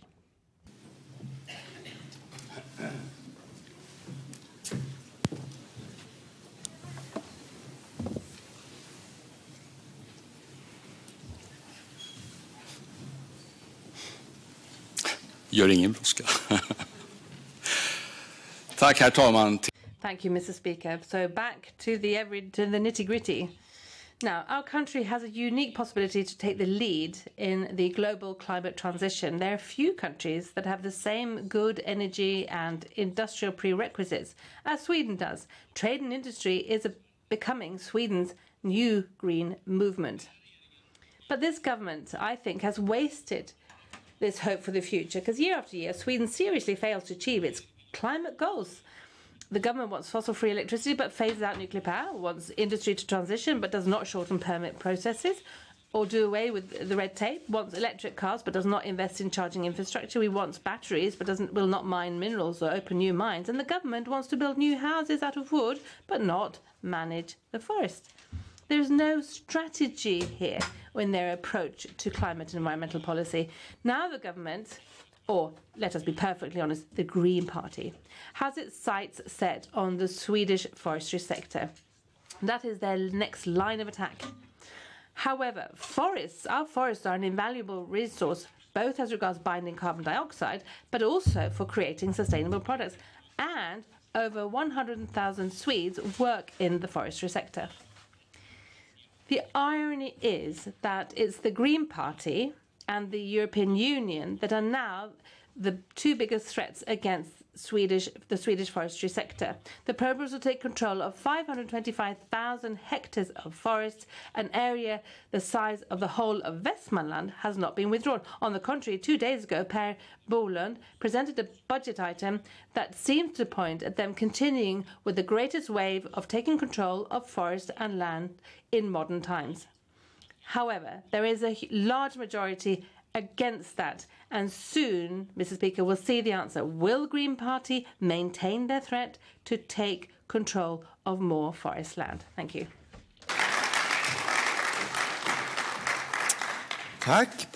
Thank you. The following have requested a rejoinder: Stefan Löfven, Nooshi Dadgostar and Märta Stenevi. First, the Prime Minister, please.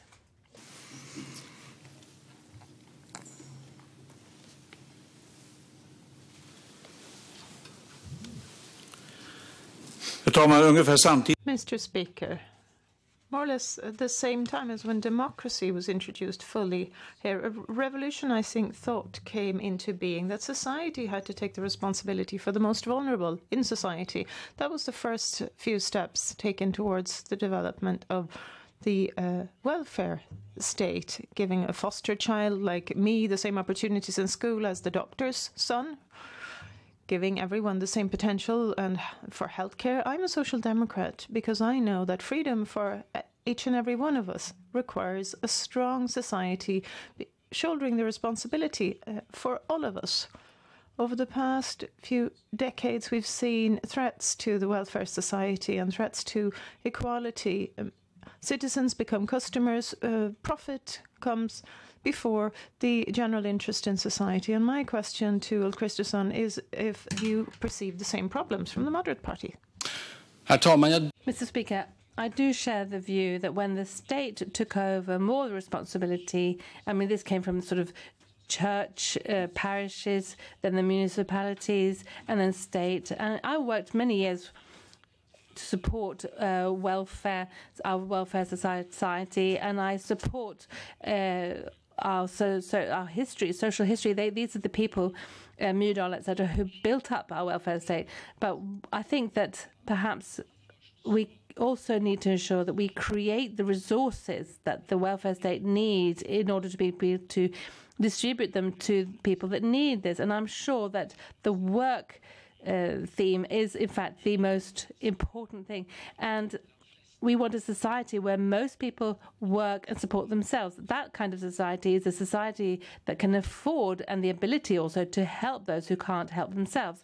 And if you start questioning this, that it's not jobs that's the most important thing, then I also become afraid that you actually undermine our welfare systems. Thank you, Mr. Speaker. Well, work is a prerequisite for welfare. There's absolutely no question about that. That's the Social Democratic very clear stance. But here, there's another matter of ideology at play, which is to say that the needs of the individual, every individual's possibilities require as a backdrop, a strong society. And I hear from the right-wing side in politics that the market experiment has been taken too far. We hear some mention of that. Perhaps there were good intentions to improve our welfare state generally, but we've seen the opposite in many cases, mainly because citizens are no longer perceived as citizens, but rather clients or customers, and that the interest in making a profit is allowed to triumph over the general interest in society. And that's where I would like a common approach, because otherwise it's not going to be accessible to everyone, the welfare of ours. Mr. Speaker, on this sort of, on this day, perhaps we should just question our methods rather than our views as such. I think the thing is that we miss sometimes the risks if we don't follow up your own reforms. For example, taking early retirement, that reform, we need that. I mean, 500,000 of early people in early retirement. No, we couldn't have that at all. That's a different thing. We need to reform a system which might run amok, and to have a public welfare system, that's good, but to have a public monopoly in this way is not good, because entrepreneurs can in fact do good in the welfare sector. And so this isn't just sort of doing away with the obligation and duty to pursue every reform, because there's no reform that doesn't leave room for error. There's always a risk when you make a change. So you need to ensure, do all schools deliver, private and public? Do they deliver the knowledge that pupils have the right to? Every home for the elderly, every nursing home, do they deliver the care that the elderly needs? Is the answer no? Then you need to make changes. Thank you. That's the end of that round of rejoinders. Next we have Nooshi Dadgosar from the Left Party, please.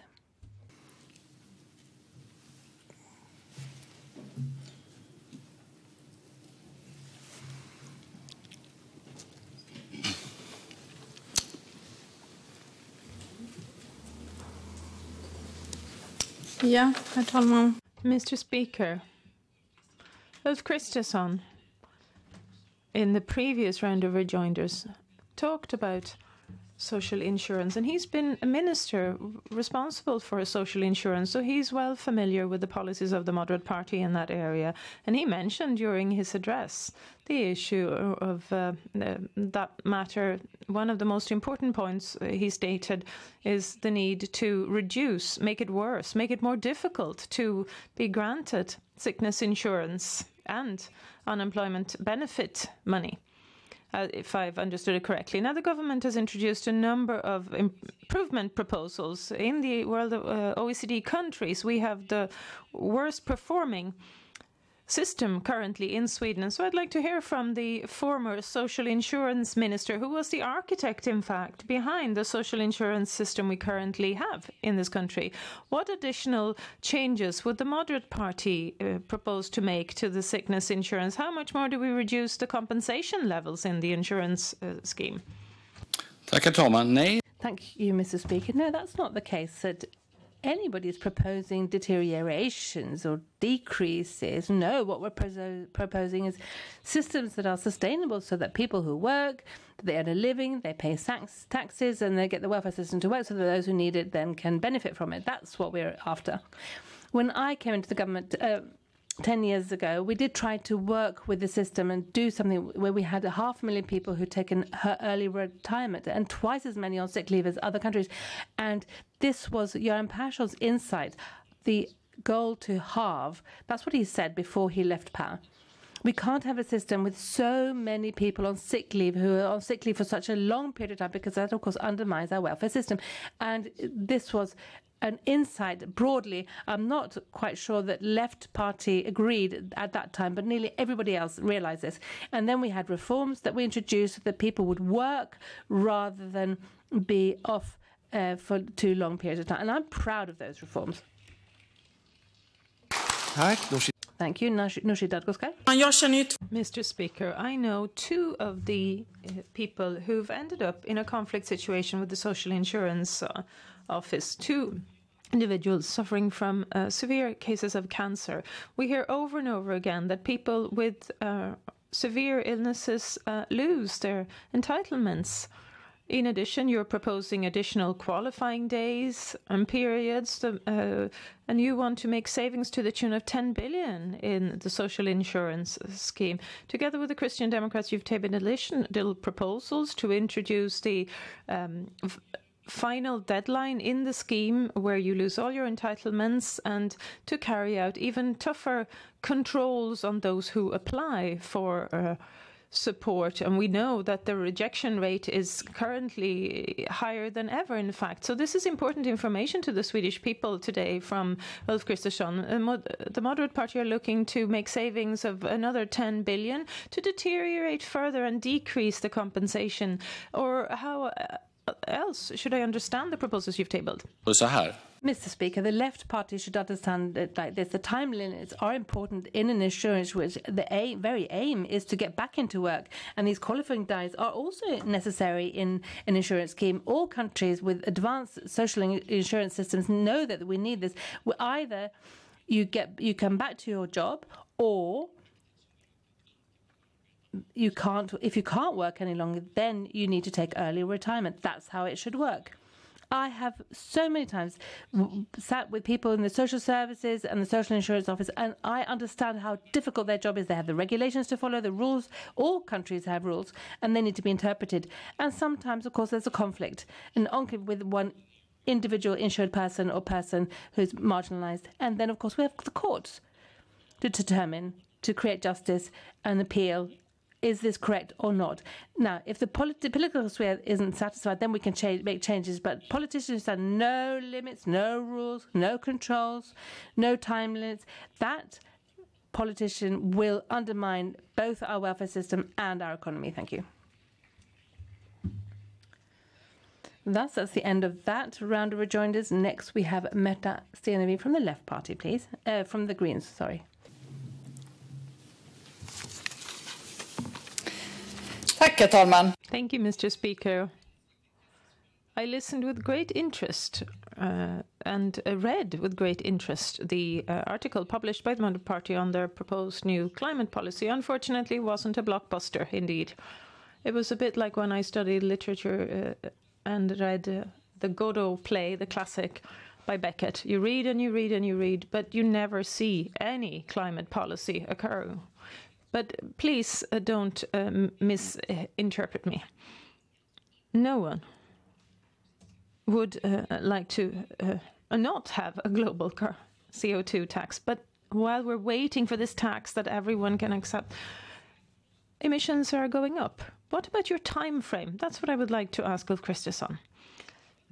What measures would the Moderate Party like to see introduced here and now to reduce Sweden's emissions by, say, 10 to 15% per year, which is what is required right now, because we've been lagging behind for so long and not taking action? Is there anything you'd like to do now rather than later? Ulf Kristersson. Thank you, Mr. Speaker. Sometimes I get the impression that the Green Party, when you set your goals and then fail seriously, for example, that when fail to achieve our own climate goals by that, then it's not about the politics. It's you want to make the goals even stricter. But the reality doesn't become better if you set your sights higher and then never get anywhere. The climate change is an urgent matter, but it's also for the long term. It's national, local, international, European.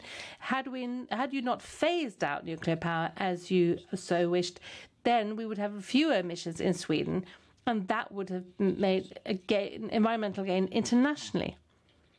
And the United States, for example, after the terrible years with Trump, now with the EU and the US, we can together try to get China to work for the environment proper. That's fantastic. I don't think that this sort of nationalism is important at all here. We need to do the right thing here in Sweden to inspire other countries to do the right thing. Then that's how we can benefit the world most. Thank you. Märta Stenevi. Thank you, Mr. Speaker. It's often very interesting to listen to what Ulf Kristersson says, but it's even more interesting to listen to and pay attention to what he doesn't say. The policies he doesn't mention in a climate policy debate. We have forest fires across the globe, from California to Australia. The Moderate Party would like to reduce the petrol tax. awaiting, pending a global CO2 tax. And while floodings torment Sweden, Europe and the world, Ulf Kristersson doesn't even have the energy to give us a deadline, a final time frame for when we end fossil fuels. In the EU, the moderate parties say no to introduce some of the measures that have been produced. They talk about objectives and symbols in politics. This is a typical example. Anything that can be reduced here and now is left in the hands of someone else, somewhere else, possibly waiting for Godot. But if we take the 2035 target, my question remains, what is your time frame to achieve the targets you mentioned in the article you published? Thank you. Mr. Speaker, I think it's a bit much really to say that the person who's today responsible for Swedish climate policy and has been for a number of years now, and time again failed to achieve its own goals, is pointing at the other countries who want to do things more efficiently. I think that's going too far. And I think it's pretty obvious that if Sweden does the right thing with our very low level of sort of share of emissions globally, then if we can get others to be inspired by, for example, get the United States and China in on this, then we're doing a great deal. But we're not going to do it by destroying things for people who live in the Swedish countryside, for example, who can't afford to buy a new electric car, for example, and they can't even charge it anyway. And so my question is, why can't you build the right charging infrastructure so that people who do want to drive an electric car are able to charge their cars? Thank you. Tack. Det får vi se som en retorisk fråga. That was a rhetorical question, I think, because that's the end of that round of rejoinders, and that's also the end of all the questions put to Ulf Kristersson. Next we have Jimmie Åkesson for his 2-minute speech, please. Jimmie Åkesson from the Sweden Democrats.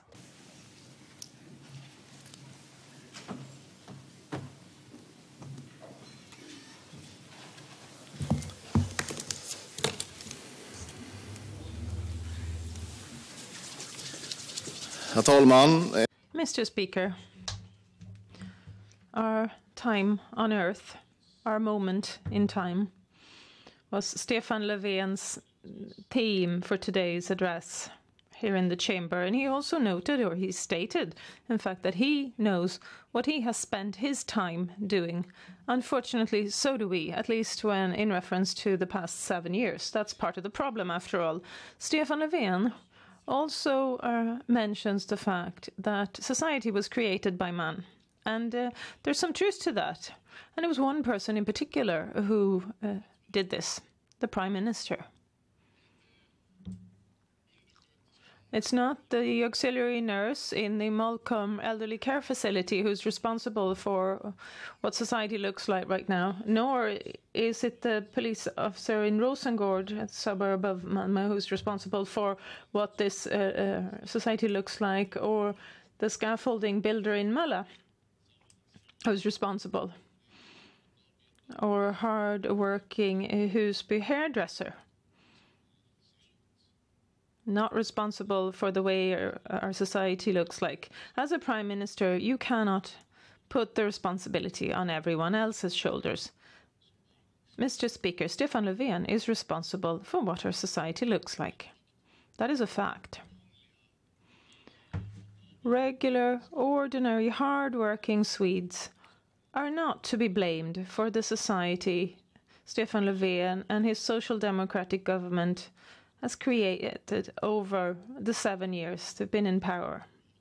And this is why, Mr. Speaker, it is essential now, with an election coming up in just over a year, we will have a new cap, a new direction for Sweden, with common sense. Sweden needs a new government. Thank you. Thank you. Prime Minister Stefan Löfven of the Social Democrats, Annie Lööf, Nooshi Dadgostar, and Johan Persson and Märta Stenevi have requested rejoinders to Jimmie Åkesson's address. Prime Minister.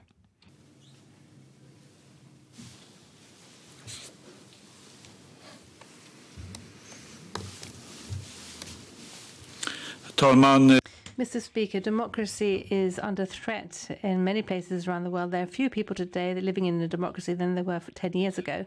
Swedish democracy is based in our constitution, so it's not just the government there, but also that is protected, but also our values and our rights that democracy rests on. Our rights and equality, respecting our differences, and that equal opportunities should prevail. Human rights, etc. These are so important, and we can't have one thing and not the other. And the same applies to, and we can't survive a right-wing extreme ideology that wants to say we and them, leading to intolerance, word for word, step by step. Jimmy Åkesson, can't you see what your friends, pals are doing in the rest of the world? Is this the type of development you wish to see here in Sweden? Thank you. Jimmy Åkesson. Mr. Speaker, now for almost 7 years now, I've been listening to the conspiracy theories presented by Stefan Löfven on how we're governed by dark forces globally and internationally who would like to see the downfall of democracy and make things miserable for people everywhere around the globe. And most people do understand, of course, that this is not something that tallies with reality. These are conspiracy theories. If there's anything threatening democracy in this country, it's the eroding of this rule of law that has been paved a way for by the Social Democrats. Political violence by left-wing and right-wing extremists have been guilty of in one election campaign after another. If there's one thing that threatens democracy, it's Social Democrats, rather, who want to remain in power at all cost. They refuse to relinquish even 1 inch, and this is dangerous. Thank you. Thank you, Prime Minister. Thank you, Mr. Speaker. Jimmy Åkesson could have said something about how he sees developments in Hungary and Poland, where LGBT people, for example, are no longer as free. We have courts are no longer free. But he chose not to say anything about that. And the view of democracy is based on values, and those values have traditionally been accepted by all parties in this Riksdagen, in this chamber. But a party who in its manifesto says that people are defined by their biological inheritance, as it were, making a distinguishing between people, and they therefore are not upholding the values according to Swedish law and the Swedish constitution. We need human rights because these other views, they undermine our democracy. That threat is for real. But it's good if the Sweden Democrats could step back from that, please. Thank you. Jimmy Åkesson, final rejoinder. Mr. Speaker, of course I can talk of any number of countries across the globe. But I fail to understand why I should do this. Because Stefan Löfven is of the opinion that I should do so? No. I don't think I need to do that. Stefan Löfven's strawman that he paints when he says that we're getting our inspiration from countries who in various ways democratically appear to be going in the wrong direction. This is not something that I reasonably needs to talk about just because Stefan Löfven is of that opinion. That's up to Stefan Löfven to do. I also see the unpleasant development we see in certain countries. There are a number of countries that are controlled by right-wing parties and a number of other ones controlled by the end of the political spectrum that Stefan Löfven belongs to, and I do not welcome such developments. On the contrary, I believe in democracy, I believe in our constitution, and I believe in Sweden, the way it's developed across generations, and I have absolutely no intention of making fundamental changes to that. On the contrary. Thank you. This concludes this round of rejoinder. Annie Lööf of the Centre Party has the next rejoinder.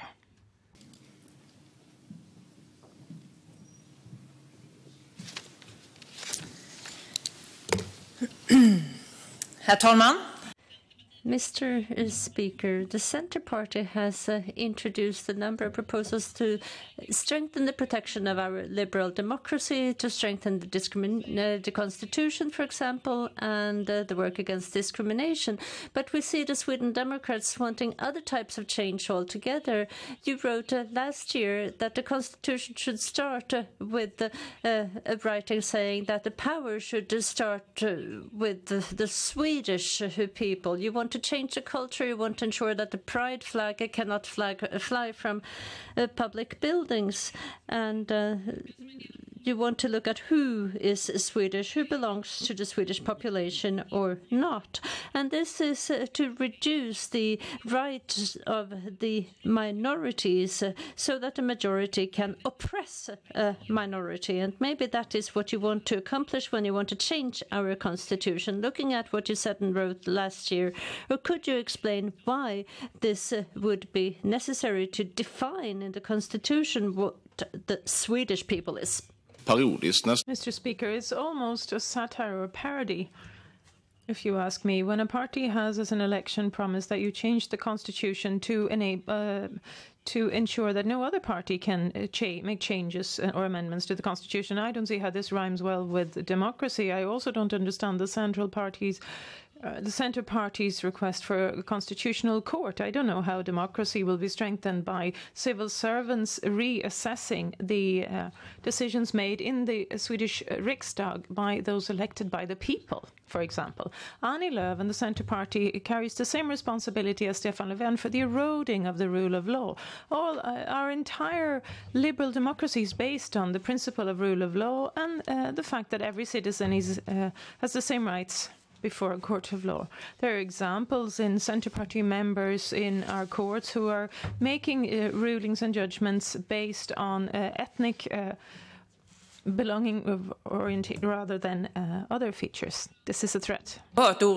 Mr. Speaker, this is truly concerning what we hear Jimmy Åkesson says. He doesn't understand the importance of defending basic human values and rights. The proposals that we have presented from the Centre Party for many years, they're very similar to what we have from other right-wing parties. It's about the basic principles of defending citizens' rights. Let me quote the Sweden Democrats and a proposal from last year about minorities, where it says that you can read that the public service is to promote Swedish culture in Sweden, and that immigrants in Sweden should be assimilated, not integrated. And let me ask you again, why is this so important that you changed the Swedish constitution, where you wanted to have as a starting point the Swedish people, and where you want to limit the rights of the minorities? And why do you want to prevent the pride flag from flying?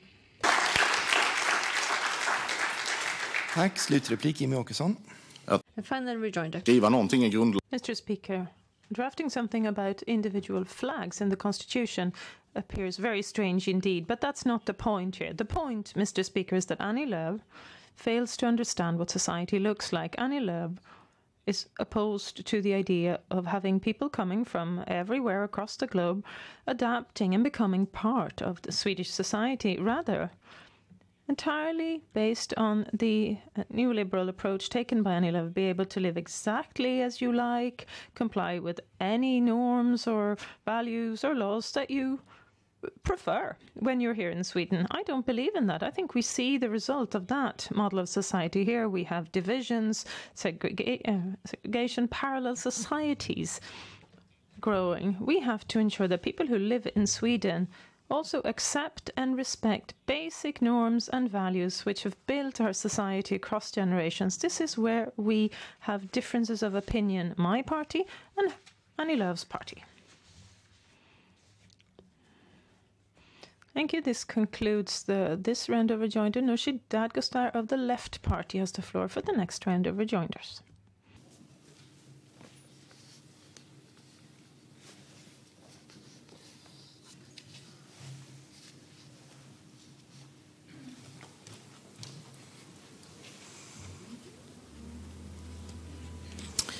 Herr talman. Mr. Speaker, The Sweden Democrats have said that they want to see Ulf Kristersson as a prime minister in Sweden, and that they are willing to give their full support to the moderate leader so that he can lead the country. And we know that his track record is basically about doing away with the sick pay and the unemployment benefits. That is one of the most important agenda items for the moderate leader. The Sweden Democrats have also been very active when it comes to the sick health care insurance that we have, where you want those who are suffering from illness to pay higher taxes. You've said that here in the chamber, and you want to do away with the time limits that we have, and you voted for the moderate leader's proposal that will really worsen the system. And you also want commercial actors to be able to make money from elderly living in old people's homes. And what you say and what you do in the chamber, well, those things do not seem to match. Mr. Speaker, well, I think the final question will be answered by others. I obviously have the opposing opinion. If there's any party in this chamber who've been working hard to ensure that those exposed in our society are given a more dignified life and existence, it's the Sweden Democrats, in fact. I'd like to correct Nooshi Dadgostar on a couple of points. One is that we did not express any support for any individual prime minister in any way whatsoever. Secondly, we have never stated that we give our complete and unabiding support to any candidate for the position as prime minister. Just like the left party, the Sweden Democrats we have our own political priorities, and the more votes for a party like the Sweden Democrats, the more of our policies are likely going to get support. And if you vote for the Sweden Democrats, you'll have a party who will fight for a generous transition support system, unemployment benefit scheme, a party fighting for an sickness insurance, which is a reasonable balance compared to the resources of society. Nooshi Dadgostar. Mr. Speaker, well, this cannot be right. We must have different experiences. What is happening in the chamber is that you're voting for those proposals to do away with parts of the sickness, the health insurance, and you have not voted in favor of disbanding the pension group, and that was discussed in committee. Then you did not vote for. It was just the Centre Party doing so. And this is a party that you're totally following the moderate party, and again you vote for those proposals that will worsen conditions in sickness insurance. You have made your own proposals in that direction as well, and we know what it usually sounds like. First, you should not be in favor of commercial actors making money from old people in old people's homes. But then you're supposed to. So you say one thing and you do something else. Jimmy Åkesson.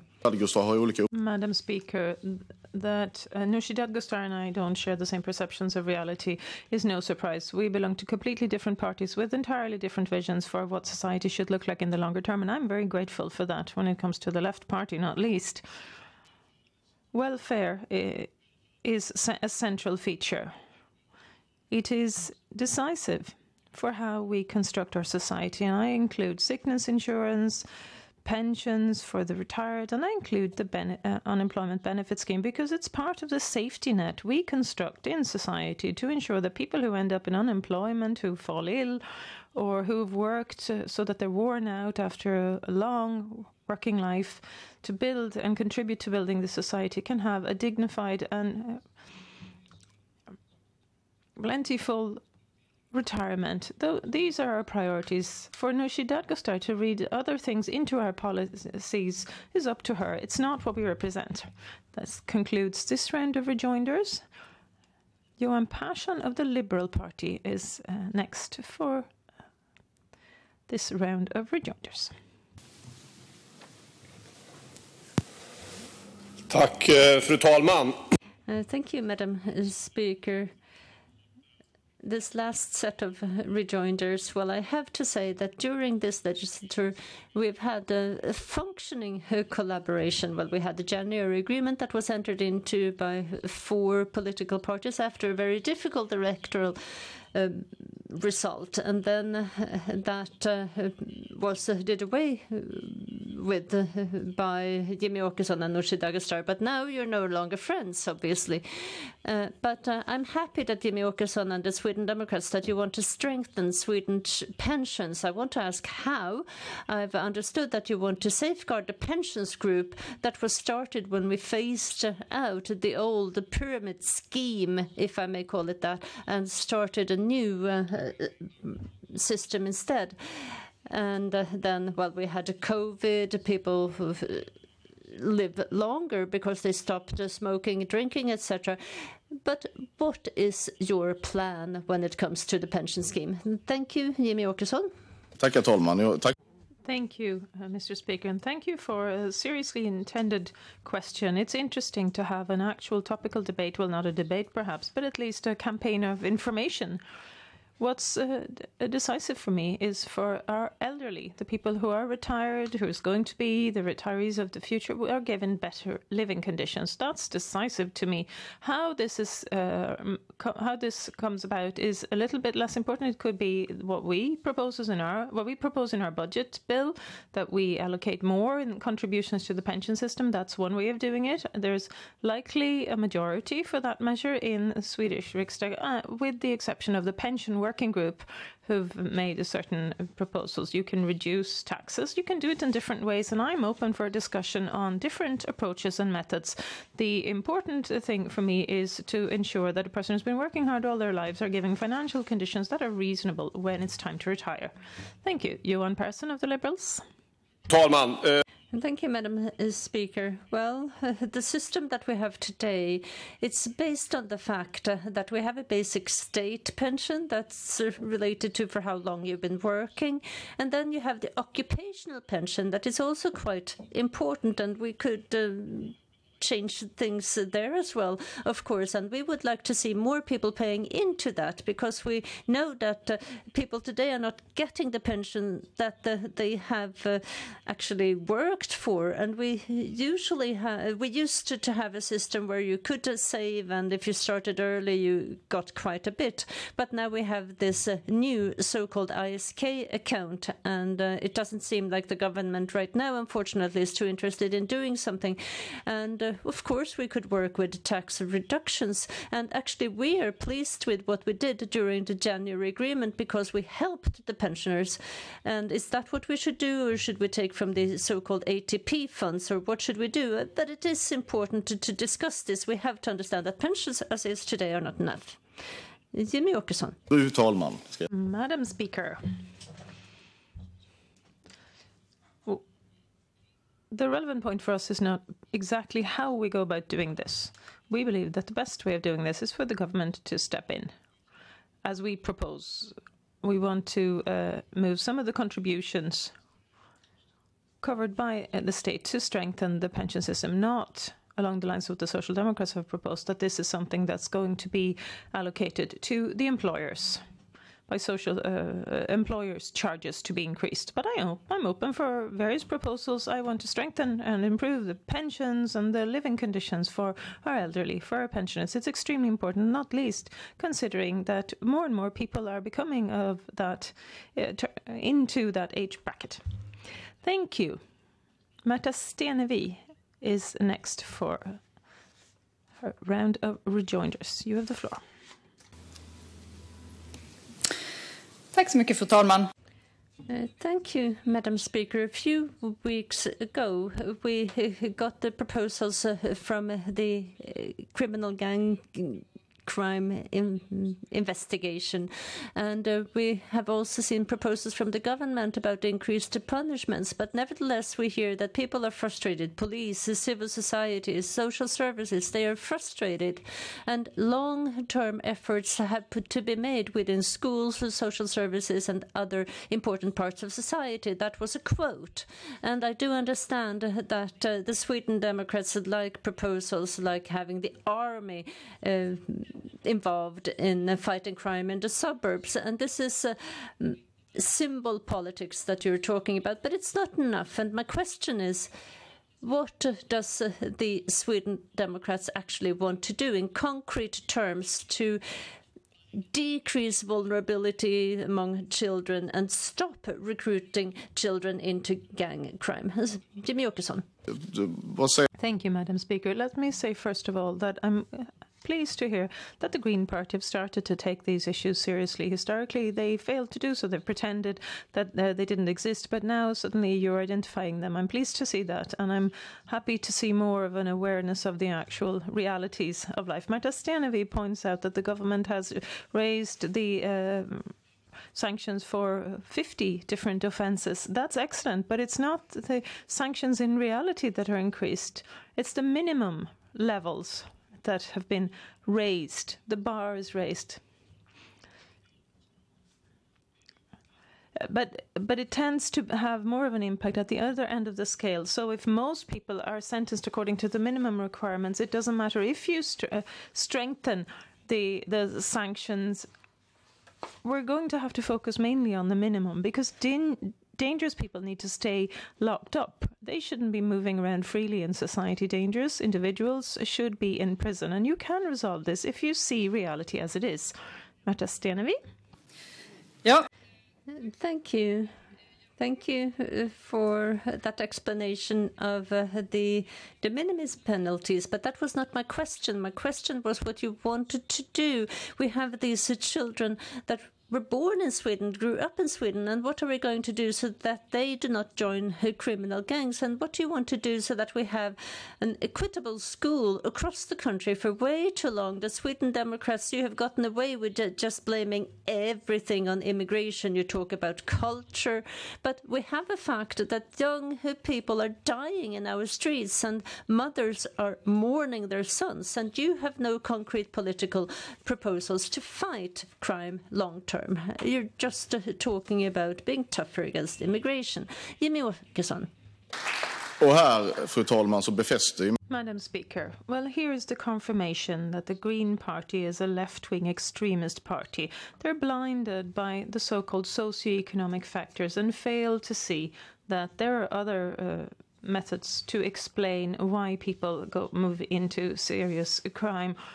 Poverty and social exclusion will lower the bar, of course, for the threshold for ending up in a criminal environment. I accept that, but it's not the entire explanation. Another component is the fact that a society which places no requirements or demands on people who come here from other parts of the country, who unfortunately constitute a majority of those who belong to gangs, almost the totality, in fact, they've never been requested to become part of the Swedish society, never been asked to. That's another problem. And yet another issue is the fact that we fail to forcefully combat the less serious types of crime that many young people, youth, children choose to and are attracted to. If you'd like to discuss that, I'm very happy to discuss that. Thank you. Thank you. That concludes this round of rejoinders and all rejoinders on Jimmy Åkesson's address. Now the floor goes to Annie Lööf for her second address.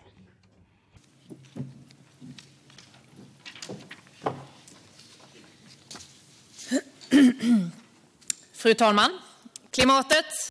Madam Speaker, the climate, jobs, safety, security, rural areas, these are topics where we will continue to work for change. We're going to do everything we can for our political proposals so that we can bring the country forward and to build so that we get the greener, stronger, safer Sweden. That is something that is based on liberal democracy, and this is something that we've taken for granted for way too long. But this is something we need to strengthen and defend every day. We see today how we see more oppression, insecurity, and we hear the voice of human rights being done away with. And we now hear talk about limiting the freedom of the press, expression, polarizing courts, etc. And we also hear the applause.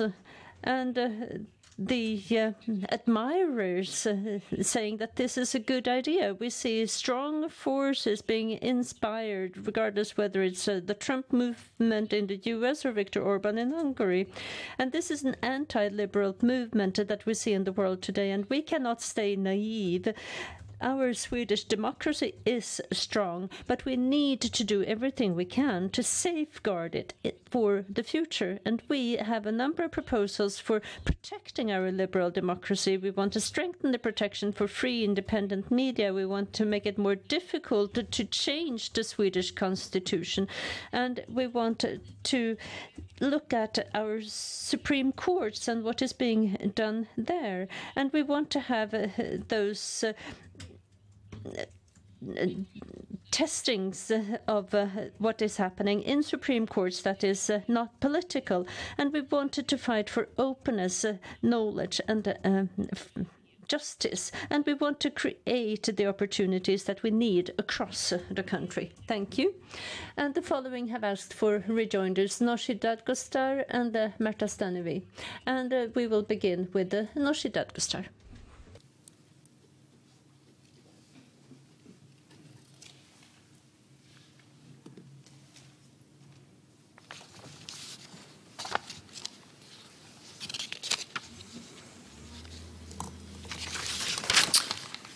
Fru talman. Madam Speaker, now the Centre Party did start this new Prime Minister period by saying that there was a ban on talking, as it were, vis-à-vis the Prime Minister. He was not going to be allowed to talk about his own budget, about his budget.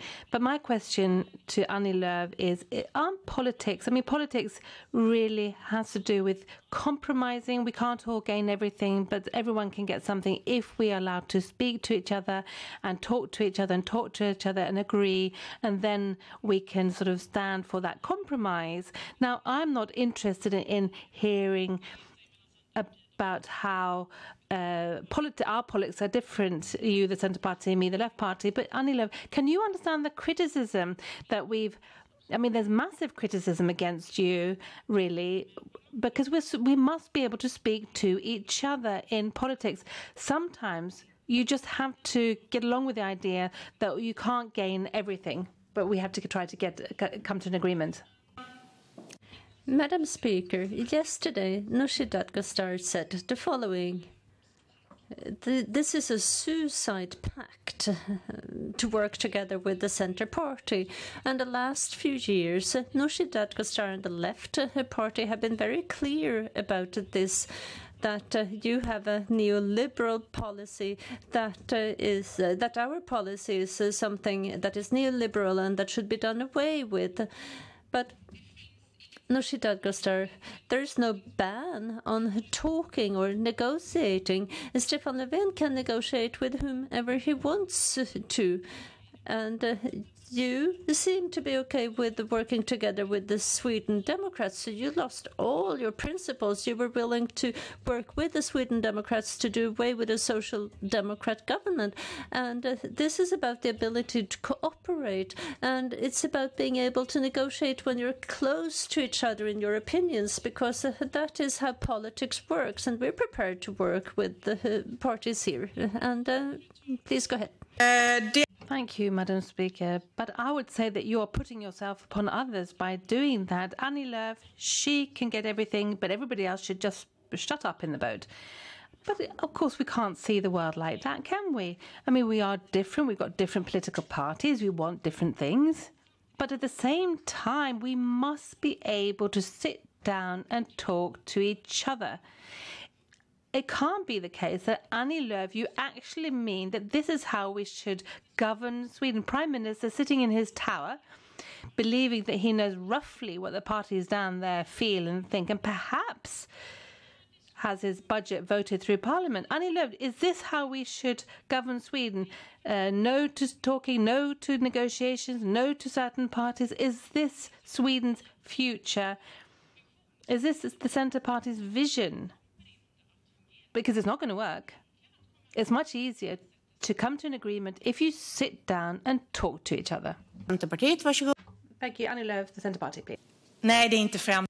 No, that is not the future for the Centre Party. We have been there in all agreements between political parties the last few years, and for many years we have been there involved in negotiating, getting results, also so that we could get this government. And also when it comes to the budget, that is in our DNA to take responsibility. And there were many liberal reforms that were part of the January agreement where we had agreed that we would continue. But we have a principle not to work with a xenophobic party, and you voted in favor of that vote of no confidence, and that is why we now have this very difficult year, because we had that vote of no confidence government. And here we have a foundation for the work in the Swedish Riksdag, which is to be able to negotiate, and that is also what we will focus on. That concludes that set of rejoinders, and we continue with Märta Stenevi from the Green Party.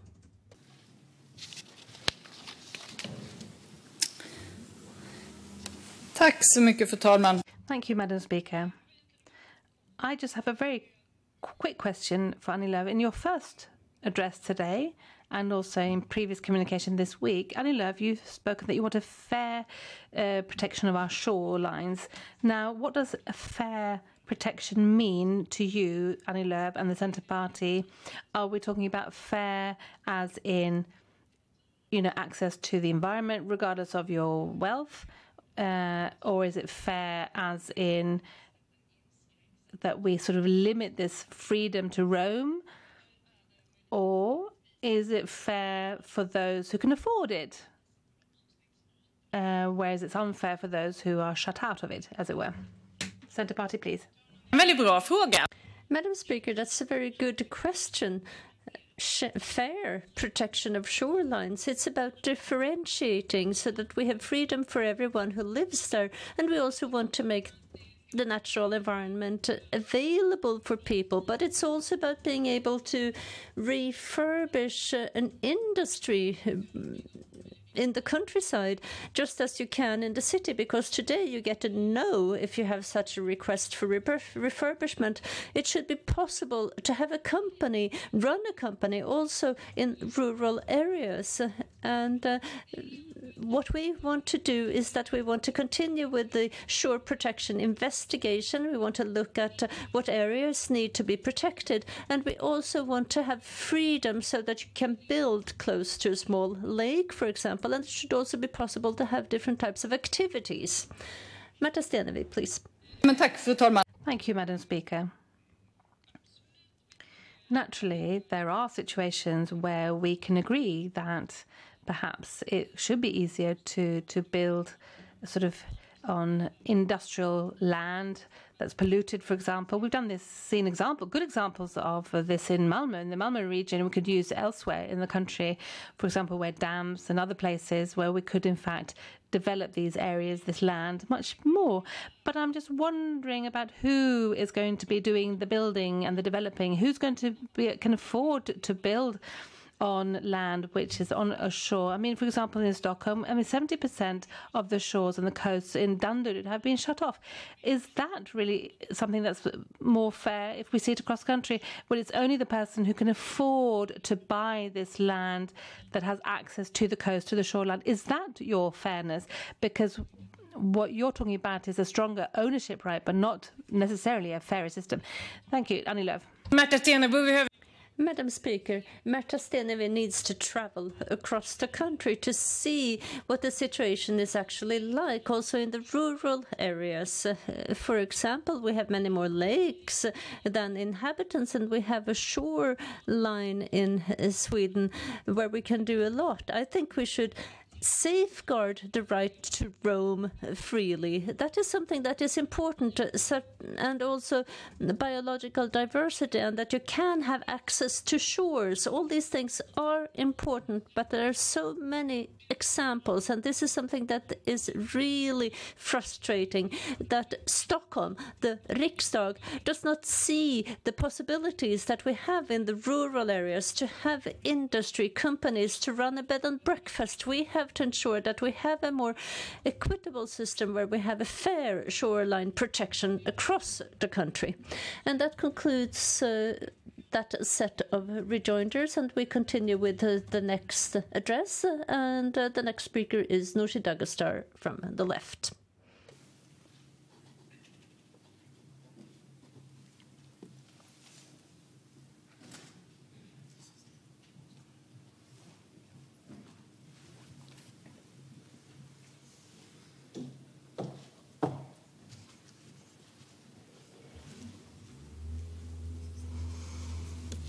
Fru talman.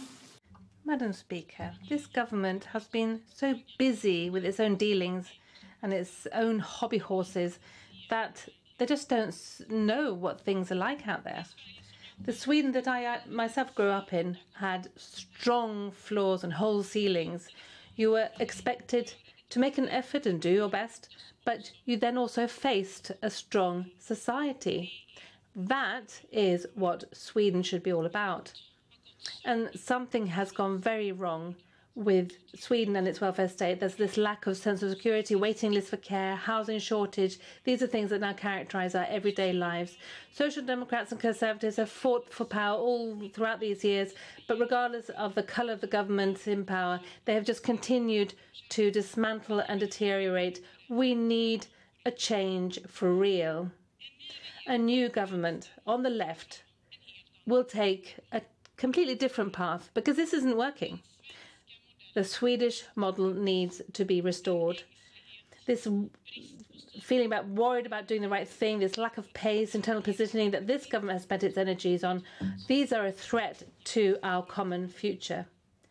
And we do know how to build a strong country. We've done it before when we went from being one of the most poorest countries in Europe to one of the best and most successful countries in the world. This is what a new government has as its task.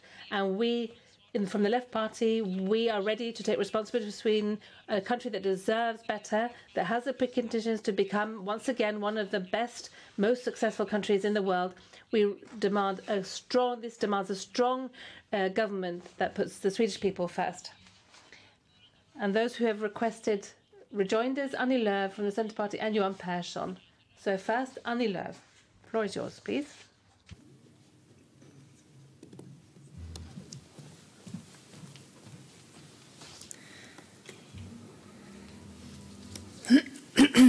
Fru talman. Vänsterpartiet. Madam Speaker, the Left Party says that they have an increased political commitment for rural areas. That is what we hear from each new spokesperson. But the problem is that we have the same old left. They think that they know best how people are to live their lives, and that the government, the state, has to do everything. They wanted to do away with rights for forestry owners, make it more difficult to live in rural areas. They want to do away with the freedom to choose and reduce accessibility to welfare, close schools in villages, etc. Could you explain how these things could strengthen the freedom of choice if you're not allowed to manage your forests as you see best, and why you can't build close to shorelines, and why should it be more expensive and more difficult to live in the countryside? Madam Speaker, Annie Lööf is completely wrong, as usual. Doesn't the Centre Party realise how serious it is that we have 6 kronor higher municipal tax in several regions compared to, for example, around Stockholm, and that is that the state has withdrawn. And Annie Lööf, when you stand in this chamber and destroy our employment insurance and the employment public body, this means that sick people need to be looked after by the municipalities, and that the unemployed are helped by the municipalities, that it's the municipalities that pursue unemployment schemes. So this means that we have huge differences across the country. The responsibility of the state must once again be restored. We can't have, for example, healthcare, which differs so much between different regions. You can't then stand here in this chamber in Stockholm, in the Riksdag, and just do away with the tax on the most rich living in Solna, because then somebody else has to raise their taxes elsewhere. Good. Annie Lööf. Well, Madam Speaker, Nooshi Dadgostar hasn't quite understood when it comes to income tax for those who live in rural areas and what we've done there. I do see challenges with the high municipal taxes in municipalities where we have few inhabitants, and that is a problem, and this is where we need to discuss the system we have for equalization. But I do think that it's kind of odd that you want to reduce rights for forestry owners or to use property close to shores. And for example, in a state inquiry, you have a proposal that the state should be allowed to seize land from property owners to increase the construction of housing. And how come you do not want to strengthen a private ownership? Because that would benefit small-scale entrepreneurs in the countryside. Is it because it is what you say, what you've written, that you want to redistribute and change ownership structures? Madam Speaker, really, all of this ideological nonsense from Annie Lööf. Naturally, that's not the case. Naturally, there must be a balance between being able to safeguard biological diversity and forestry. And naturally, I also think that we need to look at protecting the most exploited shoreline at the same time as looking at relief elsewhere. But we need to talk to each other. But Annie Lööf is most known for not talking to anybody, actually. That is Annie Lööf's main problem here. And beyond that, it's also the fact that the Centre Party stands here in the Riksdag of our country and wants to better things, but only for those individuals who have tax cuts, who increase their property rates. And this in the major cities, and those who have to pay for all this is, of course, the other municipalities, because then the other municipalities, they have to raise their municipal tax to ensure that they can create welfare locally, because the state is not doing it. That is the main problem. Thank you, says the Speaker. That's the end of that round of rejoinders. Next, we have Johan Persson from the Liberal Party, please.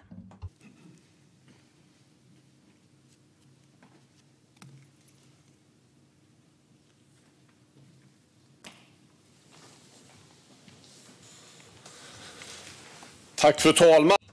Thank you, Madam Speaker. Well, I do understand that it's difficult if you feel that you do not want to talk to each other in the Riksdag. That's very odd, but I can tell you that we like to talk to the left party, but we have very different starting points. I have to say that. And one thing is, and this is something I like, as a matter of fact, that we're straight in our communication. And I also want a healthcare insurance that actually works. And we want to focus, the Liberal Party wants to focus on getting people back to work. And their rehabilitation is very important. We also know that unemployment is a huge problem. It creates marginalization and many other problems. But Nooshi Dadgostar, how are we to remedy these problems so that we can get more people into employment? Isn't it a good thing to reduce taxes on labour? Nooshi Dadgostar, please. Thank you, Madam Speaker. Well, that's nice to hear that, Johan Persson, that you want to speak to us. We're happy to talk to you.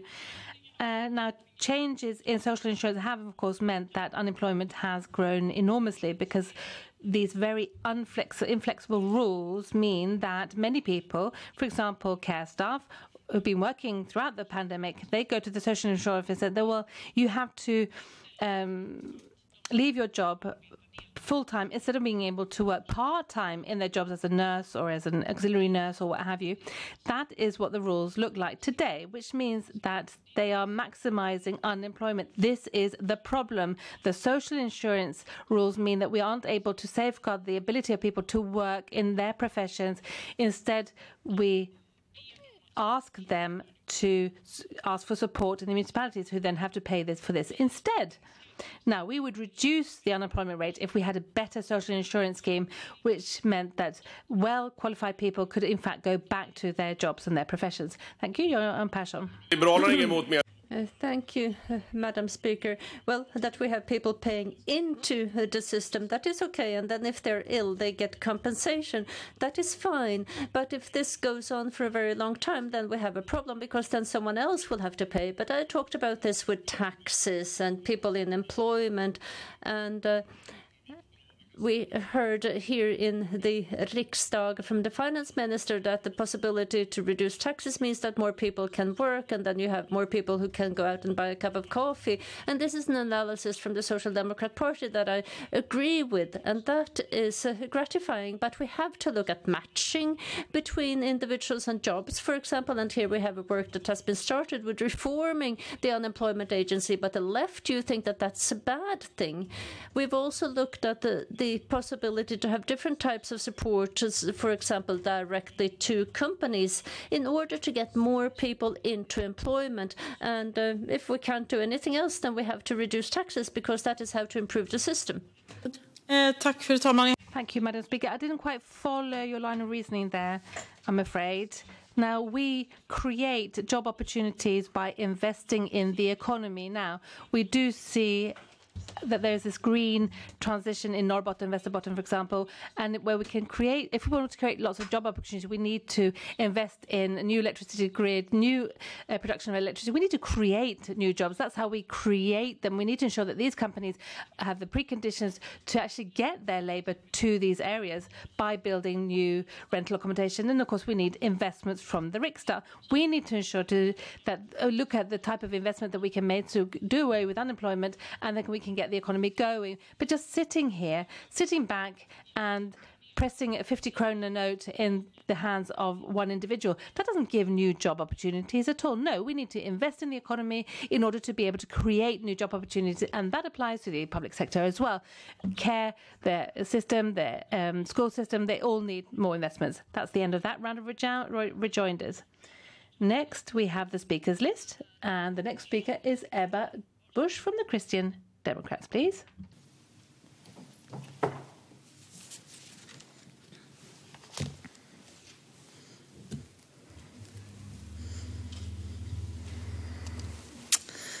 Fru talman.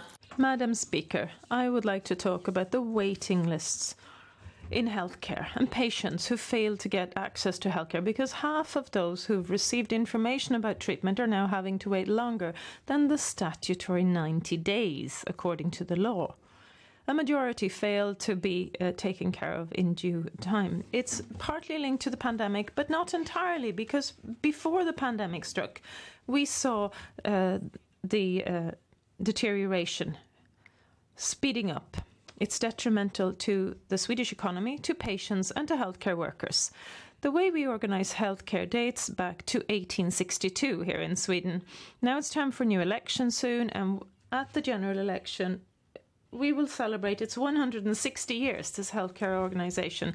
We have, as part of our election promise, to build a new modern version, like Norway and Denmark already did. The government parties, however, want to maintain what already exists, and they call me a conservative. Change is needed, and it is possible. Sweden doesn't have to be at a standstill. We don't have to accept these long waiting times in healthcare. It is not a force of nature. Other countries have shown the way, but Sweden, who used to be well known for its welfare sector, has ground to a halt, not moving forward. When Norway modernizes healthcare, the Stortinget Parliament, three major parties back this proposal. In Sweden, a somewhat smaller party is alone in making healthcare its main priority. Madam Speaker, if Sweden is to have a healthcare sector which lives up to our reputation, it takes a new government with a heavy influence from the Christian Democrats. That is perfect immediately clear.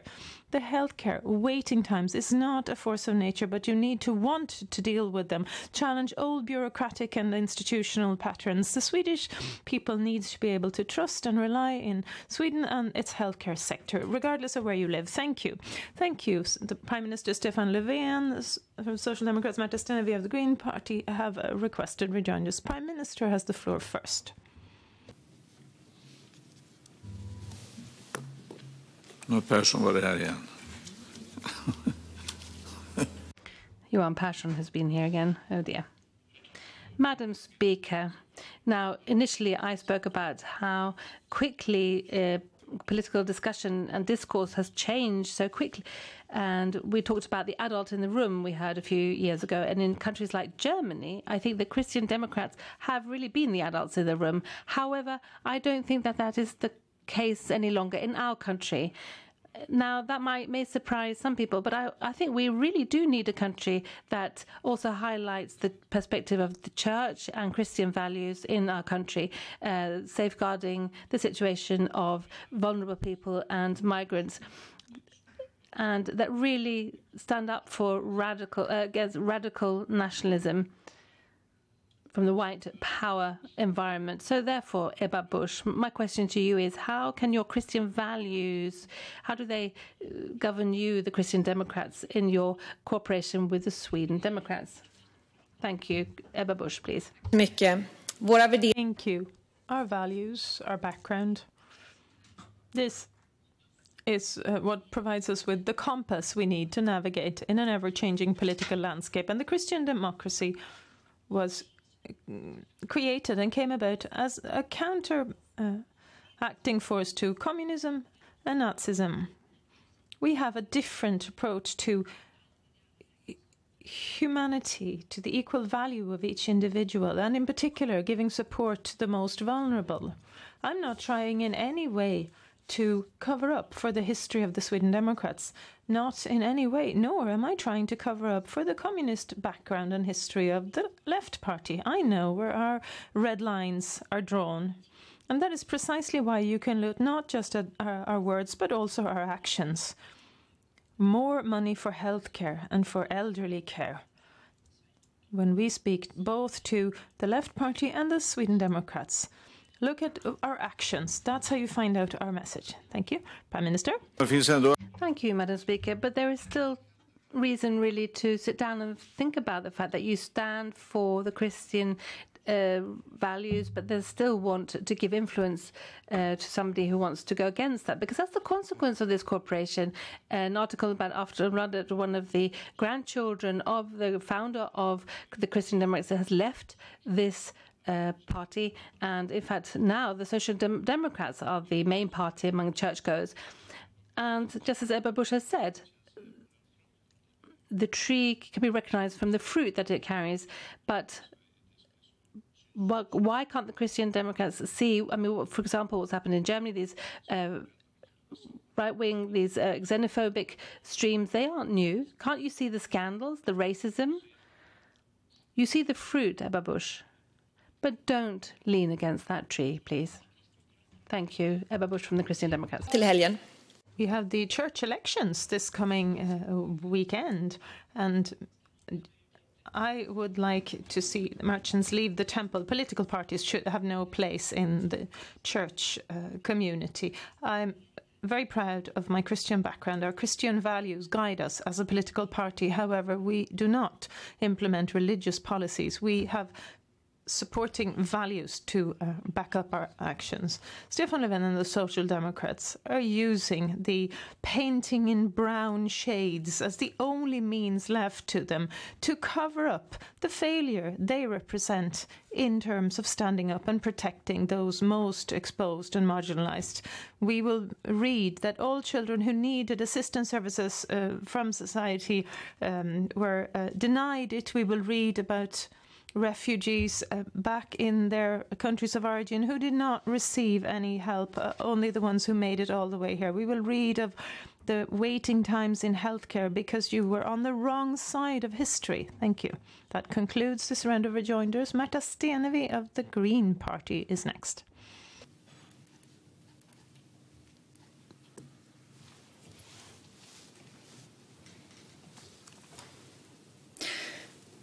Fru talman. Madam Speaker, now I also bear much with me from my Christian upbringing, and the history books, I'm sure, will be talking about how the Christian Democrats closed the door to those who needed it most when they want to cut help to those who wanted it most, and how they also disregard the fact that we need to look after our Mother Earth.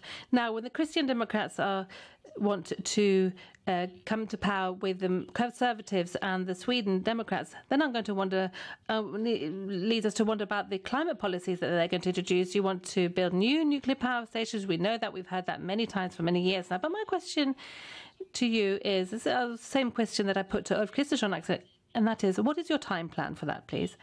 How long does it take before you have a global carbon dioxide tax in place, before you've negotiated in the EU, how long does it take before you've built this new nuclear power station? And during that time, what is the Sweden Democrats, the moderates and the Christian Democrats, what is your time plan, please? Thank you. Ebba Busch from the Christian Democrats.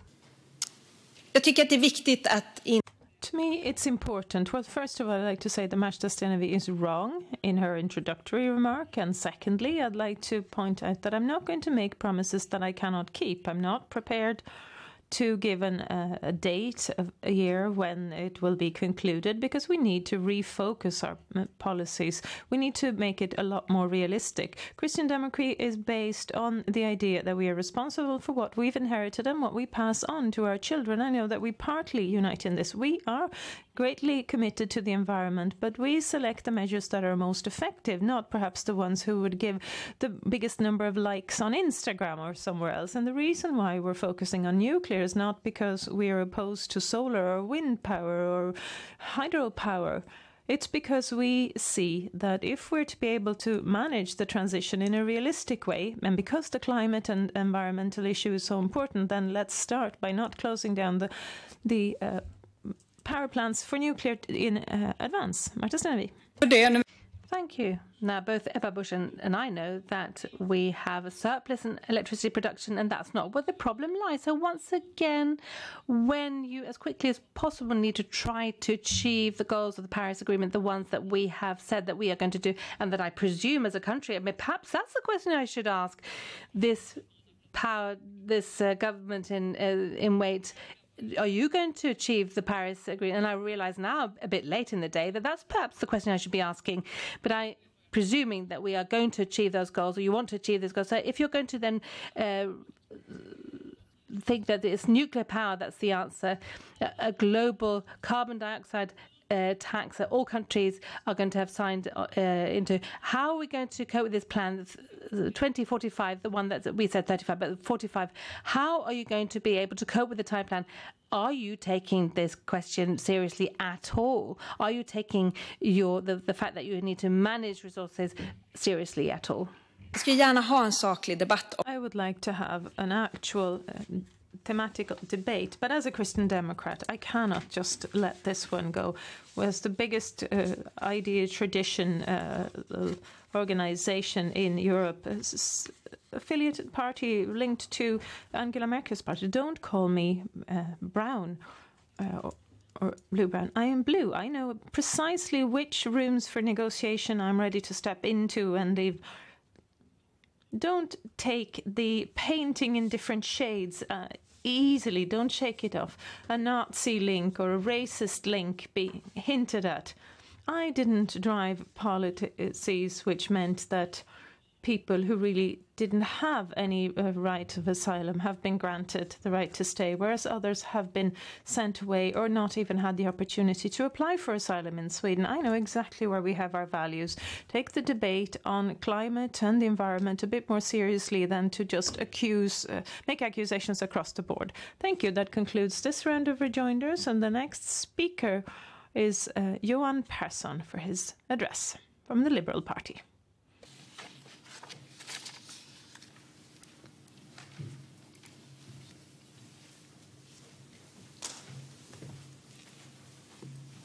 Thank you, Madam Speaker.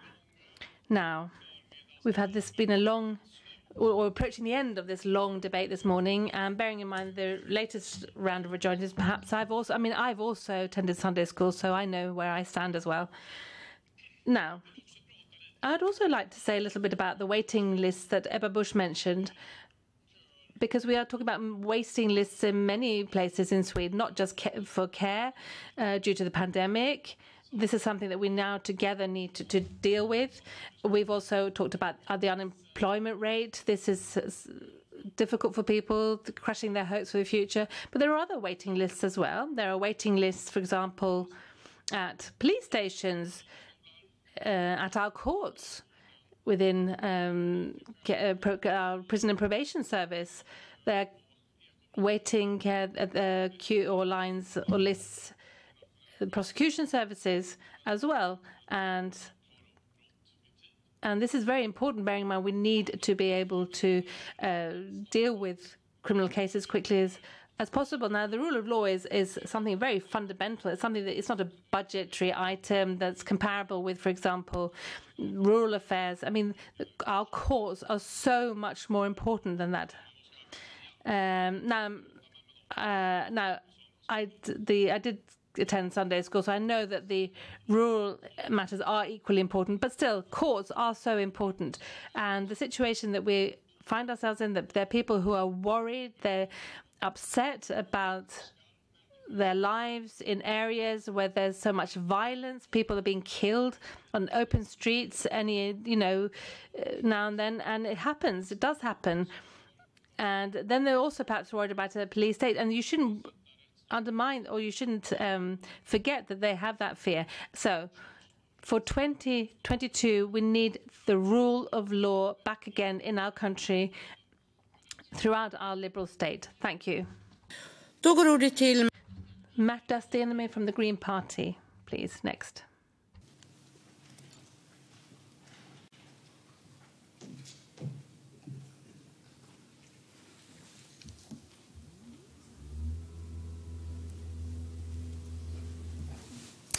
Tack så mycket, fru talman. Thank you, Madam Speaker.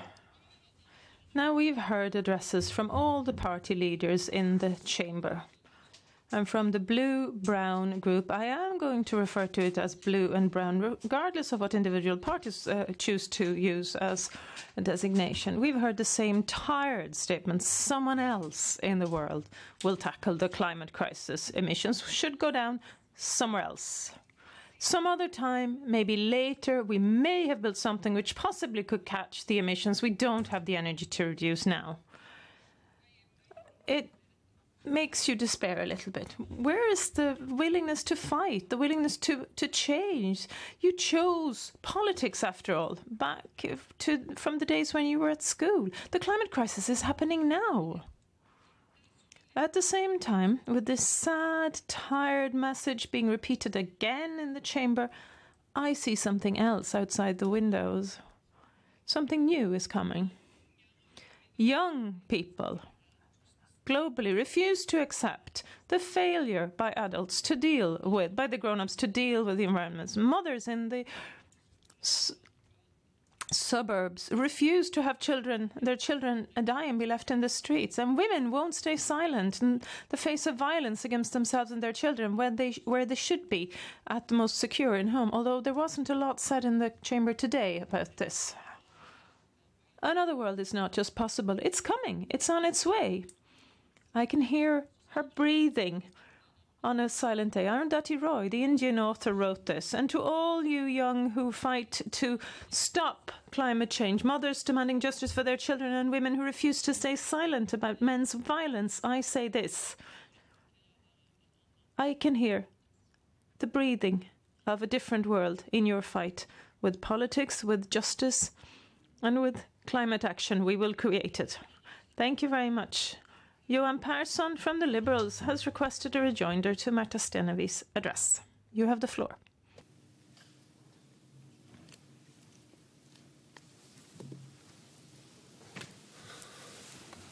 Tack, fru talman. Det är så tråkigt. Thank you, Madam Speaker. I think it's really boring when you don't get a rejoinder, so I'm going to ensure that you get one at least. Now, as regards the climate. Now, electricity costs 2 kronor per watt, and then Karlshamns power plant, for example, is on, as it were, and that's on the 15th of September. I mean, the sun is shining in 2021, and we're still burning fossil fuels to ensure that we have electricity throughout the country. This is a disaster, getting electricity to the right place at the right time. Luckily, we have this European cooperation. But my question was something else, actually, and that is the Green Party, that you suddenly want to combat crime. This is a new awakening. That's very pleasing. And we had that is not what we had, that not 1 krona should go to crazy fundamentalists. I appreciate that. It's time to put a stop to all of that. However, the Green Party, do you want to combat the clans as well, to try to get rid of this sort of thing that dates back to the Middle Ages? Are you prepared to do that? Märta Stenevi from the Greens. Först så måste vi nog reda ut begreppen lite grann här. First, I think we need to clarify some concepts a little bit. We have an export of electricity which amounted to the equivalent of all the 3 Baltic states' consumption in terms of volume, so that we would have a shortage of electricity is not correct. As for transmission capacity, however, there is a number of measures underway to ensure that we have more rapid expansions of the grid. Now, Johan Persson is, of course, well familiar with this as well. We do not, however, have a production-related shortage. But perhaps Johan Persson would also be able, Madam Speaker, to answer the question of if the Sweden Democrats let the Liberals into a blue-brown upcoming government, can you tell us whether you will abide by the Paris Agreement? I never received an answer to that question. We are prepared to combat all organized structures for in the criminal sense, whether we call them MC clubs or clans or gangs. Any type of organized crime will be combated. Thank you. Johan Persson, the Liberals. Thank you, Madam Speaker. That's very pleasing to my ears. We do have a power plant now spurting out carbon dioxide. And for me, I get very angry at this when I see this. But in Sweden, we are burning these fossil fuels, and with the smoke just goes up into the sky. No, but it's incredible. And you, for the last 7 years, you've had time to have this green transition, but there's too little capacity. You phase out nuclear power, and you don't ensure that we have this transition to renewables. Now, the clans, it pleases me to hear that the Greens are, in fact, being able to say these words, that we have structures, that we have deprived areas, and that things that belong to the Middle Ages, and that we really need to deal with. They commit crimes, they threaten, they put pressure on people, blackmail people, and they kill people. But this is the first time that I've actually heard a Green Party say that there are these clans and gangs in Sweden and that they need to be combated. Thank you. Märta Stenevi. That's it. I belong to a clan, a very strong, matriarchally governed clan. It's wonderful. It has nothing to do with organized crime.